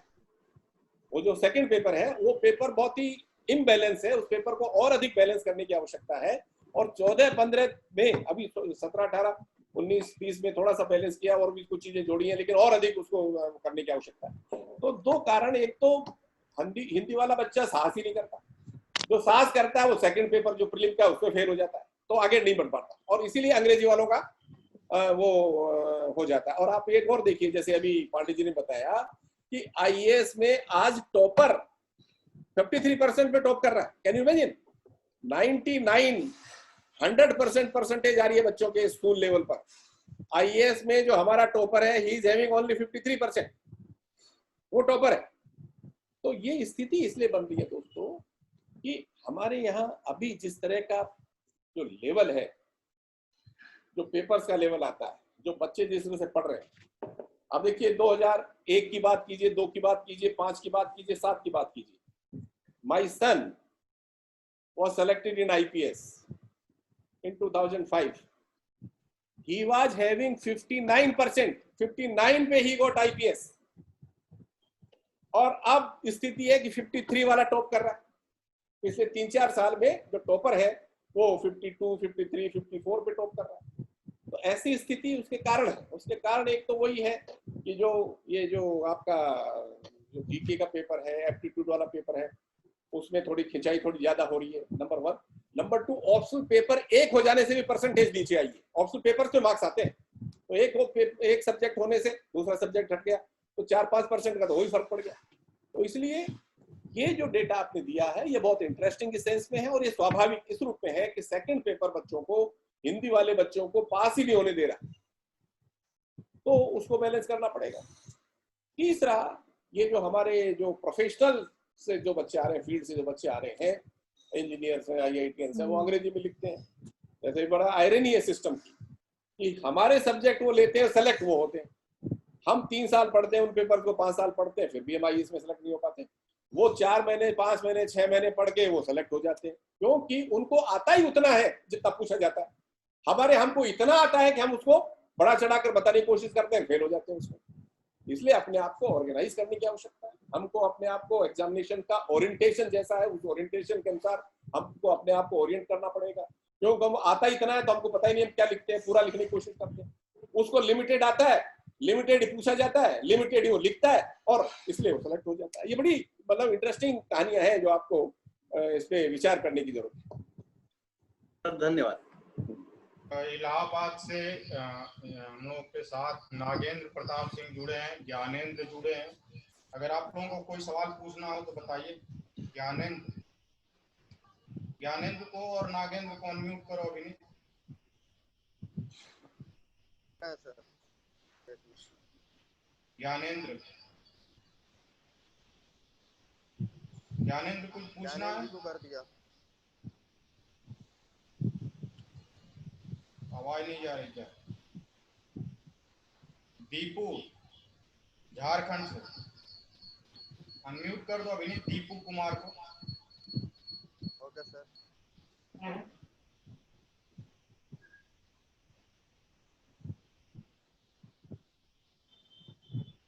दीपू को अनम्यूट करो। दीपू कुछ प्रश्न पूछना है? हेलो। हाँ हेलो। हाँ बोलो दीपू। आवाज आ रही है? पूछे। हाँ सर, थैंक यू सर, आपका लेक्चर है बहुत अच्छा लगा। मैं दीपू कुमार झारखंड से। बोलो भैया बोलो। सर इसमें हमको कहते हैं ये मेन हमको इथिक्स को ही लेके जानना था सर, थोड़ा डिटेल में क्या मतलब इसका आंसर राइटिंग को लेके। इसमें बहुत प्रॉब्लम्स आते हैं सर आंसर राइटिंग में। जैसे हमें थोड़ा वापस रिपीट करें बेटा, समझ नहीं आ रहा क्या पूछ रहे हैं। सर जो इथिक्स जो आंसर राइटिंग होती है ना। हेलो। हाँ आवाज आ रही है। एथिक्स में जो एथिक्स वाला पेपर है, यस सर, हाँ वही बोले सर, इथिक्स का पेपर वो हमारा इमोशन से जुड़ा हुआ है। हाँ, तो सर तो उसमें हमें कहते हैं आंसर क्वेश्चन क्या पूछ रहा है और हम लिख क्या रहे हैं, मतलब जुड़े हुए उसी से ही हैं, लेकिन लिखना क्या है और लिख क्या रहे हैं ये समझ में नहीं आ पाता है सर। नहीं तो डेवलप करना पड़ेगा बेटा कि पेपर का सिलेबस क्या है, उसमें क्या क्वेश्चंस बनते हैं, क्या क्वेश्चंस पूछे गए हैं। तो you will have to reply as per the question क्या पूछा है, उसको आपको सब्जेक्ट मैटर ढूंढकर उसका उत्तर आपको देना होगा। क्योंकि चाहे एथिक्स का हो, चाहे किसी और सब्जेक्ट का हो, आपको जब तक पूरा सिलेबस ढंग से आप नहीं पढ़ेंगे और आप क्वेश्चन की नेचर को नहीं समझेंगे और उसको जब तक सिलेबस में जो सब्जेक्ट मैटर और जो लेसन दिया हुआ है उसको जब तक नहीं जोड़ेंगे तो आप उसका उत्तर कैसे दे पाएंगे। इसलिए पहली आवश्यकता है सिलेबस को ढंग से पढ़ें। ढंग से पढ़ने के बाद उसमें क्या क्या क्वेश्चंस अब तक पूछे जा चुके हैं और क्या क्या प्रोबेबल क्वेश्चंस हैं उसके बारे में आपको सोचना पड़ेगा कि ये क्वेश्चंस और बन सकते हैं इन क्वेश्चंस के अनुसार। और फिर जो सब्जेक्ट मैटर आपके पास है उस सब्जेक्ट मैटर में उसको ढूंढिए, उसको आइडेंटिफाई कीजिए, उसको समझिए, उसको लिखिए। वो तो हम लोग के साथ बहुत ही सीनियर डॉक्टर जुगल किशोर जी जुड़े हैं, कुछ कहना चाह रहे हैं आपको? डॉक्टर जुगल किशोर जी। जुगल दादी जी जी, अनम्यूट कर दो अभिनीत। डॉक्टर जुगल किशोर सर कुछ। हाँ श्योर जुगल पूछो, स्वागत है आपका। प्रणाम सर। हाँ जुगल बोलो, आपका स्वागत है, बहुत अच्छा। अब ये बिहार चले गए सर, आपको सामने देख के अच्छा लग रहा है। महात्मा गांधी केंद्रीय विश्वविद्यालय मोतिहारी से बोल रहा हूँ और मुझे बहुत अच्छा लगा सर का आज इतना सारी जानकारी मिली है, इतनी इंफॉर्मेशन मिली है कि हम खुद एक लर्नर हैं और हम जो यंग जनरेशन है उनको भी मोटिवेट करेंगे आपके इस लेक्चर से। मेरा एक छोटा सा क्वेश्चन है सर कि जो बीटेक करते हैं, एमटेक करते हैं, एग्रीकल्चर में भी होते हैं, कुछ फील्ड कॉमर्स के भी होते हैं, अलग अलग फील्ड के, मेडिकल के भी बच्चे होते हैं, लेकिन ज्यादातर आईएएस के अंदर बच्चे मैं देखता हूँ सोशल साइंस के सब्जेक्ट्स को चूज ज्यादा करते हैं और उसका एग्जाम सोशल साइंस सब्जेक्ट को ज्यादा निकल भी जाते हैं।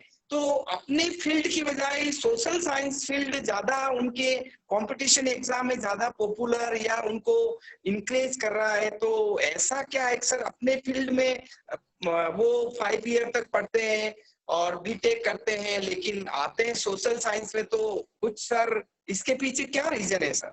जुगल ये बहुत ही बेसिक चीज आपने पूछी कि वो लोग बाग 5-5 साल तक अपना सब्जेक्ट पढ़ते हैं लेकिन कंपटीशन में वो ऑप्ट नहीं करते।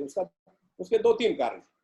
एक तो ये है कि उनका वो जो सिलेबस है बहुत व्यापक है, बहुत बड़ा है, उसको पढ़ने के लिए उनको कई सारे उसके जो सब पार्ट्स हैं उनको तैयार करना पड़ेगा।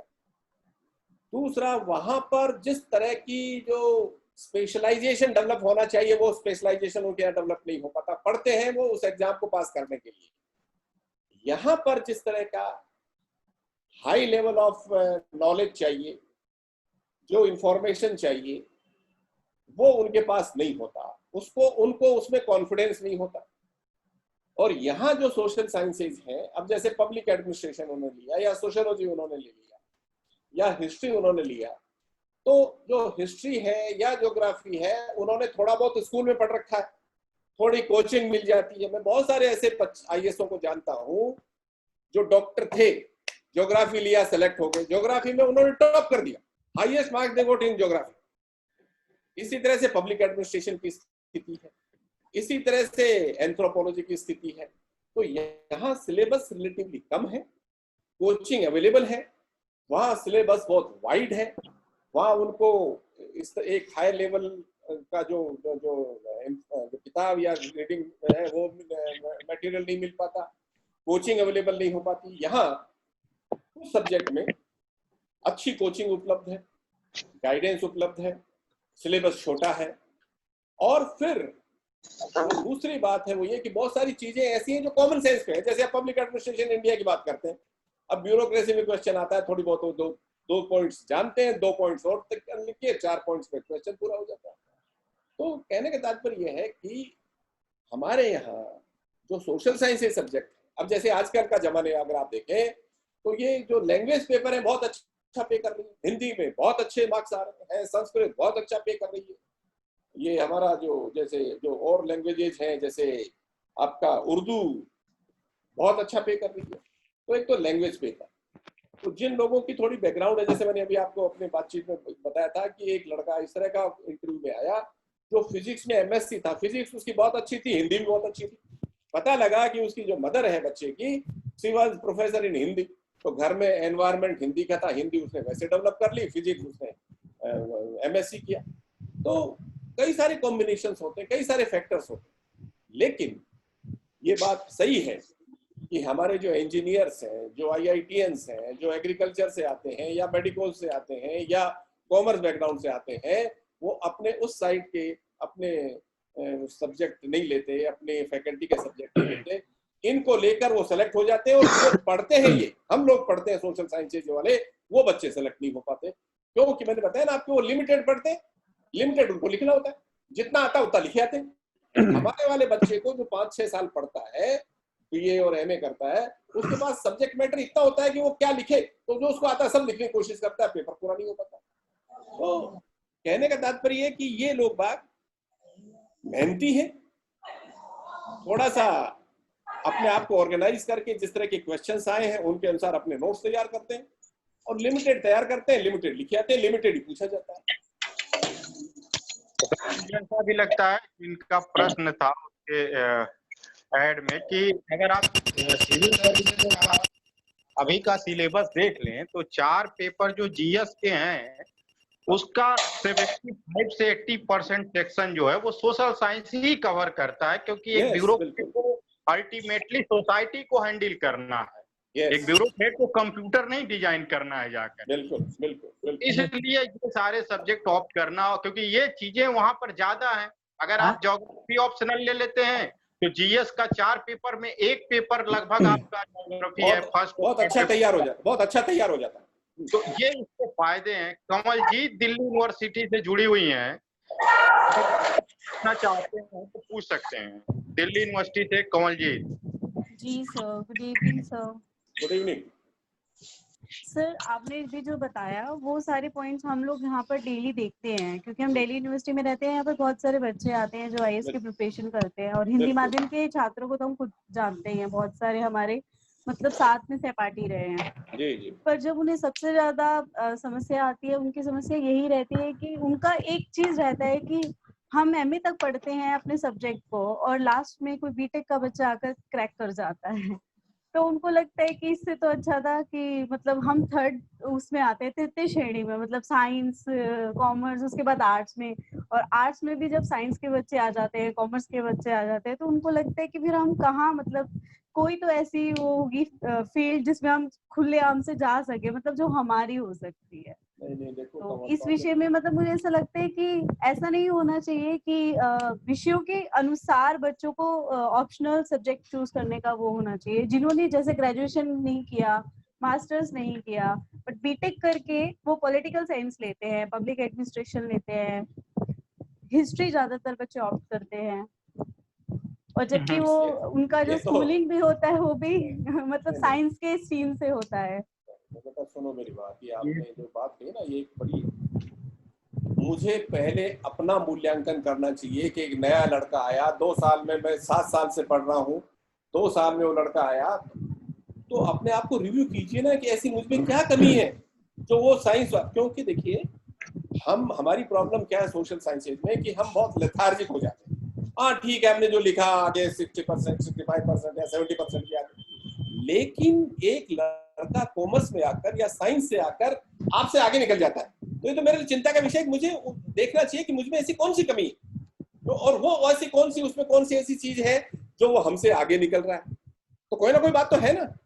तो केवल इसलिए एक साहब वो लड़का आया 2 साल में करके चला गया, तो ये तो हमारे ऊपर एक रिफ्लेक्शन है कि हमें कोई एनसी, तो हमको अपना रिव्यू करना चाहिए, अपनी स्वयं की समीक्षा करनी चाहिए, अपना आत्मावलोकन करना चाहिए कि व्हाट्स रॉन्ग विद मी, क्योंकि वो लोग बात बहुत ही टू द पॉइंट तरीके से मेहनत करते हैं, और जो आपने 5 साल में डेवलप किया उसको 2 साल में करके चले जाते हैं, तो credit should be given to those students. केवल इसलिए साहब वो आया 2 साल से करके चला गया इसलिए वो क्यों कर गया, तो मुझे अपना आत्मावलोकन करना चाहिए, बेटा मुझे में क्या कमी है, मैं वैसा क्यों नहीं बन सकता, मुझे अपने आप को वैसा बनाने का प्रयास करना चाहिए, उसमें कौन से ऐसे प्लस पॉइंट हैं जो मेरे में नहीं है तो मुझे डेवलप करना चाहिए। तो ये प्रॉब्लम तो है हमारे साथ, सोशल साइंसेज की प्रॉब्लम है, लेकिन ऐसा नहीं है, सोशल साइंसेज में भी जो मेहनत करते हैं बच्चे वो एक्सेल करते हैं। ये थोड़ा सा पिछले 4-5 साल की प्रॉब्लम है जिसमें कुछ 1-2 पेपर्स की नेचर इस तरह की आ गई है, अदरवाइज जैसे अभी किसी साथी ने बताया कि जो ज्यादातर जो आपके जो जीके के पेपर है वो सोशल साइंसेज जो है सारे, भाई हिस्ट्री है, पॉलिटिकल साइंस है, आपका इकोनॉमिक्स है, ज्योग्राफी है, और सोशल साइंस तो है ही, तो वो लड़का वो भी पढ़ता है, जब वो पढ़ता है तो आप क्यों नहीं पढ़ सकते। इसलिए मैं इस बात को क्योंकि मैं खुद टीचर रहा हूँ, तो ये वो लोग बात करते हैं बेटा जो कंपीट करने की उनमें आशा खत्म हो चुकी है या क्षमता खत्म हो चुकी है। क्षमता डेवलप करो, व्यक्ति अगर अपने आप को अगर इच्छा शक्ति डेवलप कर ले तो कोई चीज ऐसी नहीं है। लड़का जो कॉमर्स वाला आ रहा है वो भी तो कर रहा है ना, साइंस वाला वो भी तो कर रहा है, वो क्यों कर रहा है, क्योंकि उनकी एक सिस्टमेटिक तरीके से अपने आप को ऑर्गेनाइज करके मेहनत करने की उनमें क्षमता डेवलप हो गई है, उन्होंने कर लिया, मेहनत की। हमारा बच्चा मेहनत नहीं कर, वो कहता है कि ठीक है मैंने पढ़ लिया, तो उसको छोड़ना पड़ेगा। हम जो एक और आपने बात कही कि साहब आर्ट्स वाले तो वो लेते हैं जो मतलब थोड़े इंफीरियर होते हैं, ऐसा नहीं है। पहले ये जो सिस्टम था उससे पहले आईएएस में ज्यादातर लड़के हिस्ट्री से आते थे, पॉलिटिकल साइंस से आते थे, सोशल साइंसेस से आते थे, बहुत सारे लोग आते थे। अब वो रिलेटिवली वो थोड़ा कम होता जा रहा है, उसको वापस डेवलप करने की आवश्यकता है, जो हमारे बच्चे करेंगे। ये गया से रवि रंजन कुछ पूछना चाहते हैं, रवि रंजन नीलय गया से जुड़े हुए हैं। जी नमस्ते सर। जी हाँ नमस्ते भैया, नमस्ते, बोलो सर। मेरा सवाल था कि हम ग्रेजुएशन फिजिक्स से किए हैं और ऑप्शनल सब्जेक्ट में एमए हिंदी से कर रहे हैं, तो ऑप्शनल सब्जेक्ट हिंदी रख सकते हैं, और हिंदी मीडियम के लिए कितना अच्छा होगा? देखो बेटा, अगर हिंदी आपका ऑप्शनल पेपर आप लेते हैं और हिंदी बहुत अच्छा है, अगर आपने बहुत अच्छे से तैयारी की है तो हिंदी बहुत अच्छा पे करती है, लेकिन केवल हिंदी लेने से और सोचने से काम नहीं चलेगा। आपको हिंदी का सिलेबस देखकर वो पूरा आपको देखना पड़ेगा, क्योंकि फिजिक्स जैसे अभी जो मैंने उदाहरण दिया वो इस पे लागू होता है। फिजिक्स तो तभी लेना चाहिए जब बहुत अच्छा हो, या हिंदी भी बहुत अच्छा तभी लेना चाहिए, लेकिन अगर आप हिंदी मीडियम के हैं तो रिलेटिवली हिंदी आप ज्यादा अच्छे से तैयार कर सकते हैं। लेकिन हिंदी में जो टेक्स्ट है, जो कविताएं हैं, जो कवि हैं, जो साहित्य है, वो आपको पढ़ना पड़ेगा, वो साहित्य डिटेल में आपको पढ़ना पड़ेगा, हिंदी साहित्य का इतिहास पढ़ना पड़ेगा, प्राचीन भारत, प्राचीन हिंदी का, फिर मध्य युग जिसमें रीति काल और मध्य भक्ति काल, और फिर उसके बाद आधुनिक काल जिसमें सारा आपको प्रयोगवाद, प्रगतिवाद और नई कविता और ये सारी फिर कहानियां हैं, फिर नाटक है। सिलेबस बहुत व्यापक है, लेकिन अगर आप अच्छे से उनको तैयार करते हैं तो हिंदी आजकल बहुत अच्छा पे कर रहा है। देववर्धन, आप फीडबैक फॉर्म डाल दो प्लीज, आप लोग फीडबैक फॉर्म भर दीजिए, 1 मिनट लगेगा, सर्टिफिकेट तुरंत आ जाएगा आपके पास। डॉक्टर अजय सर जुड़ गए हिमाचल प्रदेश से। अजय गर्ग साहब, आप असिस्टेंट प्रोफेसर हैं, कुछ आप अपना अनुभव शेयर करना चाहते हैं, कुछ जानना, सर से सवाल करना चाहते हैं, पढ़ाते हैं आप। हाँ बहुत अच्छी, गर्ग साहब बोलिए। मैं सिर्फ धन्यवाद करना चाहता हूँ सतीश सर का, पांडे जी का और शर्मा सर का। बहुत स्टूडेंट जुड़े हैं हमारे भी, तो मुझे बहुत अच्छा लग रहा है और बहुत बहुत धन्यवाद sir. Thank you. Satish sir को मैं अब आमंत्रित करना चाहूंगा कि आप जो है इसको कंक्लूजन के तरफ ले जाइए। फिर मीर अली सतीश सर के बाद 2 मिनट अपनी बात रखते हुए फिर प्रोग्राम हम लोग एंड किया जाएगा, और इस अनुरोध के साथ ही हम लोग डीएम शर्मा सर को फिर सुनेंगे। आप आपसे सर अभी से अनुरोध है कि फिर हम लोग आपको सुनना चाहेंगे दोबारा भी। हाँ, तो आप सतीश सर प्लीज कंटिन्यू करिए। आदरणीय प्रोफेसर वीएम शर्मा जी, अजय जी और फैकल्टी मेंबर्स, स्टूडेंट्स जो इस व्यक्त समागम में आज जुड़े हुए हैं, बहुत विचारोत्तेजक, बहुत ही सूचनाप्रद आज व्याख्यान आप सब ने सुना। कॉम्पिटिटिव एग्जाम्स की तैयारी और विशेष करके जो हिंदी माध्यम के विद्यार्थी हैं वो कैसे अपनी रणनीति बनाए, इसे लेकर के एक लंबा अनुभव है प्रोफेसर शर्मा जी के साथ जुड़ा हुआ इस क्षेत्र का। वो मूल रूप से राजनीति विज्ञानी हैं, अभी गांधी पे काम है उनका, पब्लिक एडमिनिस्ट्रेशन की फील्ड में बहुत काम है उनका। गांधी पे अभी रिसेंटली जो पुस्तक आई है गांधी आश्रम, गांधी के सभी 5 आश्रमों पे, अफ्रीका के आश्रमों में भी जा करके वहां स्टडी करके और भारत के भी 3 आश्रमों में, उसके बाद आपने लंबे अनुभव के आधार पर बहुत सटीक जानकारियां आज आप सबको संप्रेषित हुई, जैसी आप सबकी अभिलाषा थी। और वो अभिलाषा प्रोफेसर वीएम शर्मा जी इस विषय पर व्याख्यान के लिए सहमत हो जाए तो पूरी हो सकती है, इस विश्वास के साथ ही मैंने उनसे निवेदन किया था और उन्होंने सहर्ष स्वीकार किया। राजीव गांधी स्टडी सर्किल की तरफ से हम उनके आभारी हैं। वो राजीव गांधी स्टडी सर्किल के अभिन्न अंग हैं। अशोक गहलोत जी और प्रोफेसर पीसी व्यास जी के बाद वो सबसे बड़ी शख्सियत हैं जिनका आशीर्वाद हमने सबको हर क्षण राजीव गांधी स्टडी सर्किल की सभी गतिविधियों में निरंतर, जब से स्टडी सर्किल बना है, तब से प्राप्त होता रहा है। शर्मा जी ने बिल्कुल आपको स्पष्ट कर दिया कि ये केवल अध्ययन का विषय नहीं है, प्रतियोगी परीक्षाओं की जो तैयारी का मसला है, ये एक रणनीतिक अध्ययन के रूप में इसे आपको लेना पड़ेगा। जैसा उन्होंने कहा कि आपको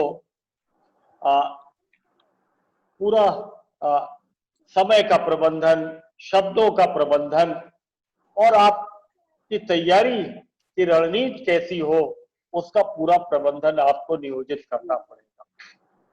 आपने खूब अच्छे से तैयार किया, खूब पढ़ाई की, लेकिन लिखने का अभ्यास आपने नहीं किया तो आप लक्ष्य भेद, जो वो मछली की आंख है, शायद उसे आप भेजने में सफल नहीं हो पाएंगे।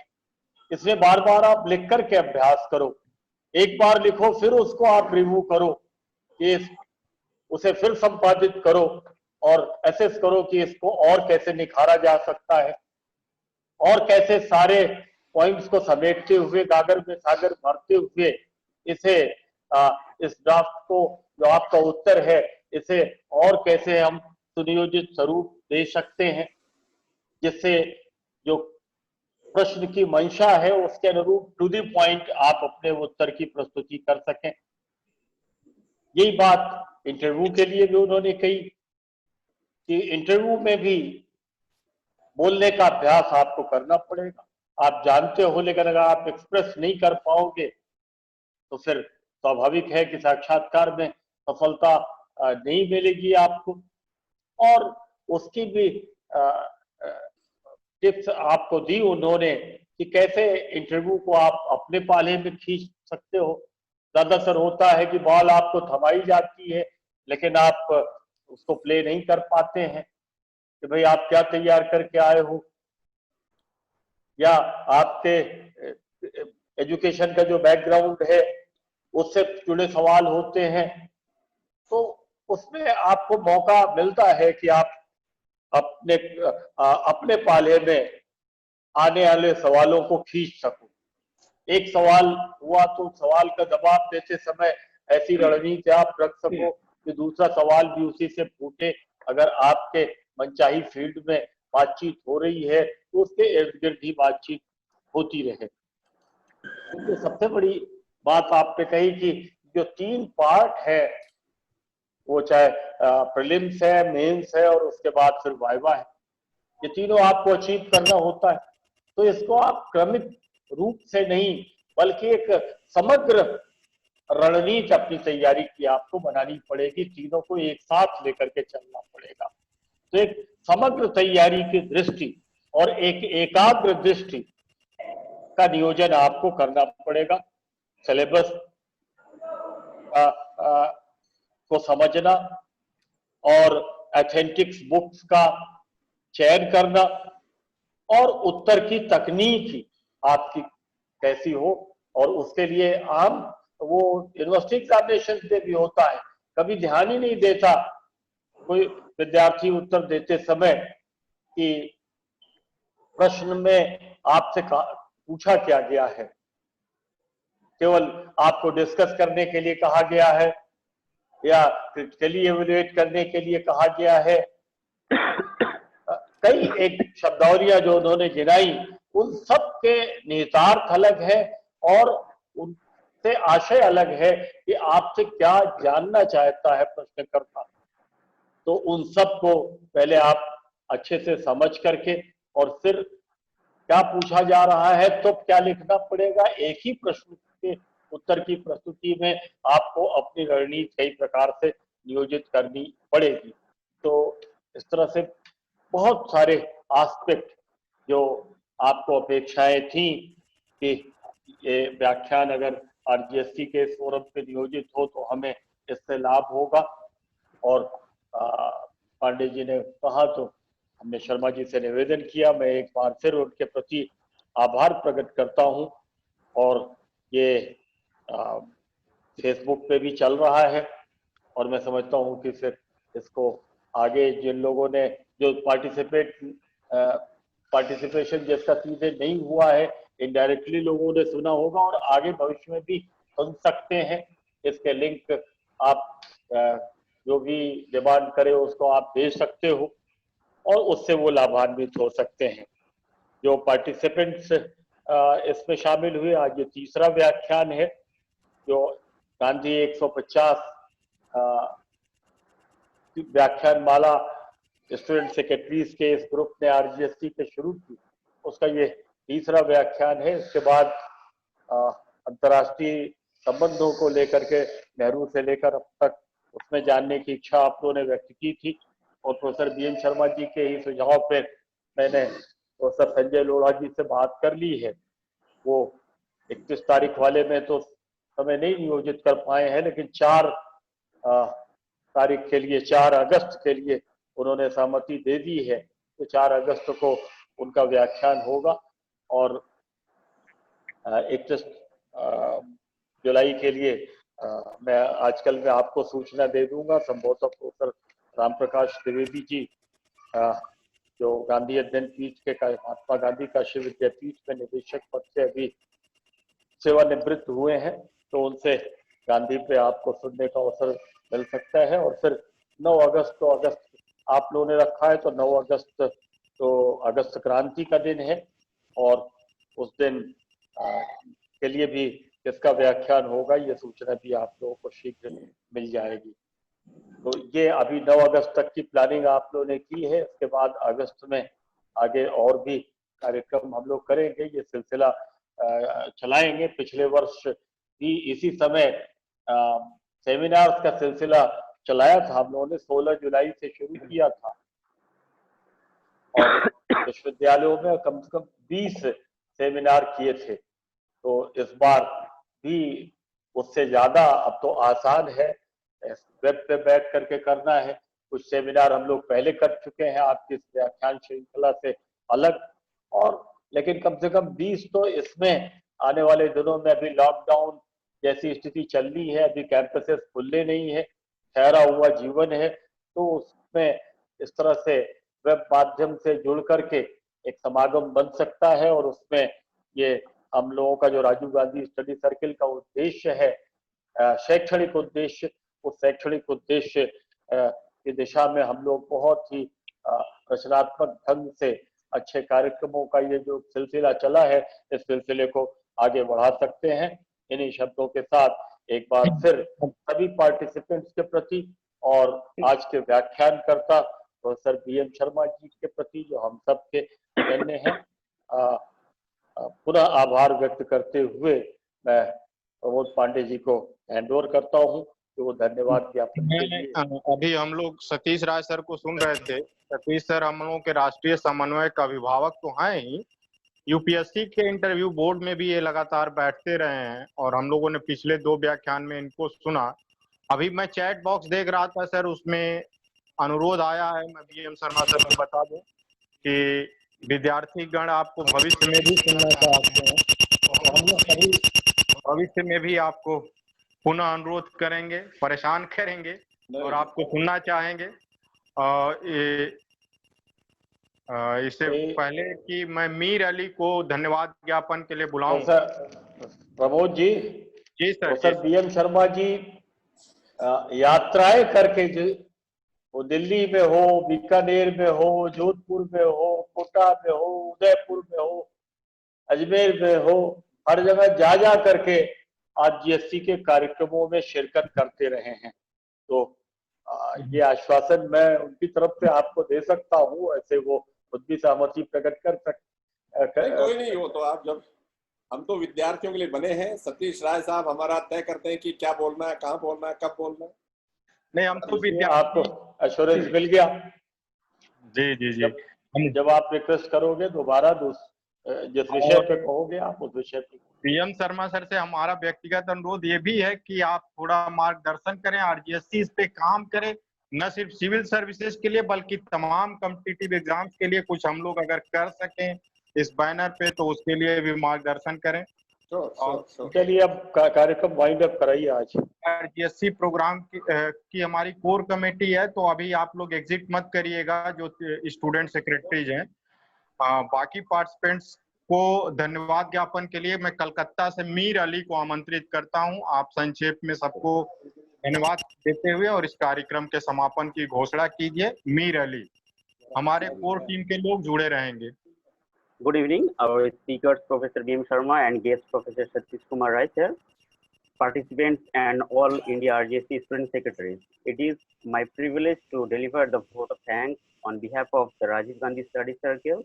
On this glittering evening, RGSC successfully completed the online National Lecture Series 3 on strategy for civil service exams and Hindi medium.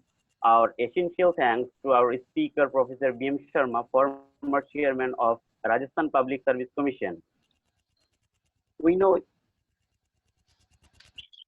your valuable suggestion and informative speech will be help to our young civil aspirants, service aspirants to crack this exam who want to start their career in Indian civil services. It gives me immense pleasure to extend our thanks to our guest, Professor Satish Kumar Rai, sir, a man with great vision who supports us entirely to organize this type of program time to time. I also want to extend my thanks to our National Student Secretary, Dr. Pramod Kumar Pandey, and convener of this program. Now I request to our host to end this national seminar. Thank you. Thank you. हम लोग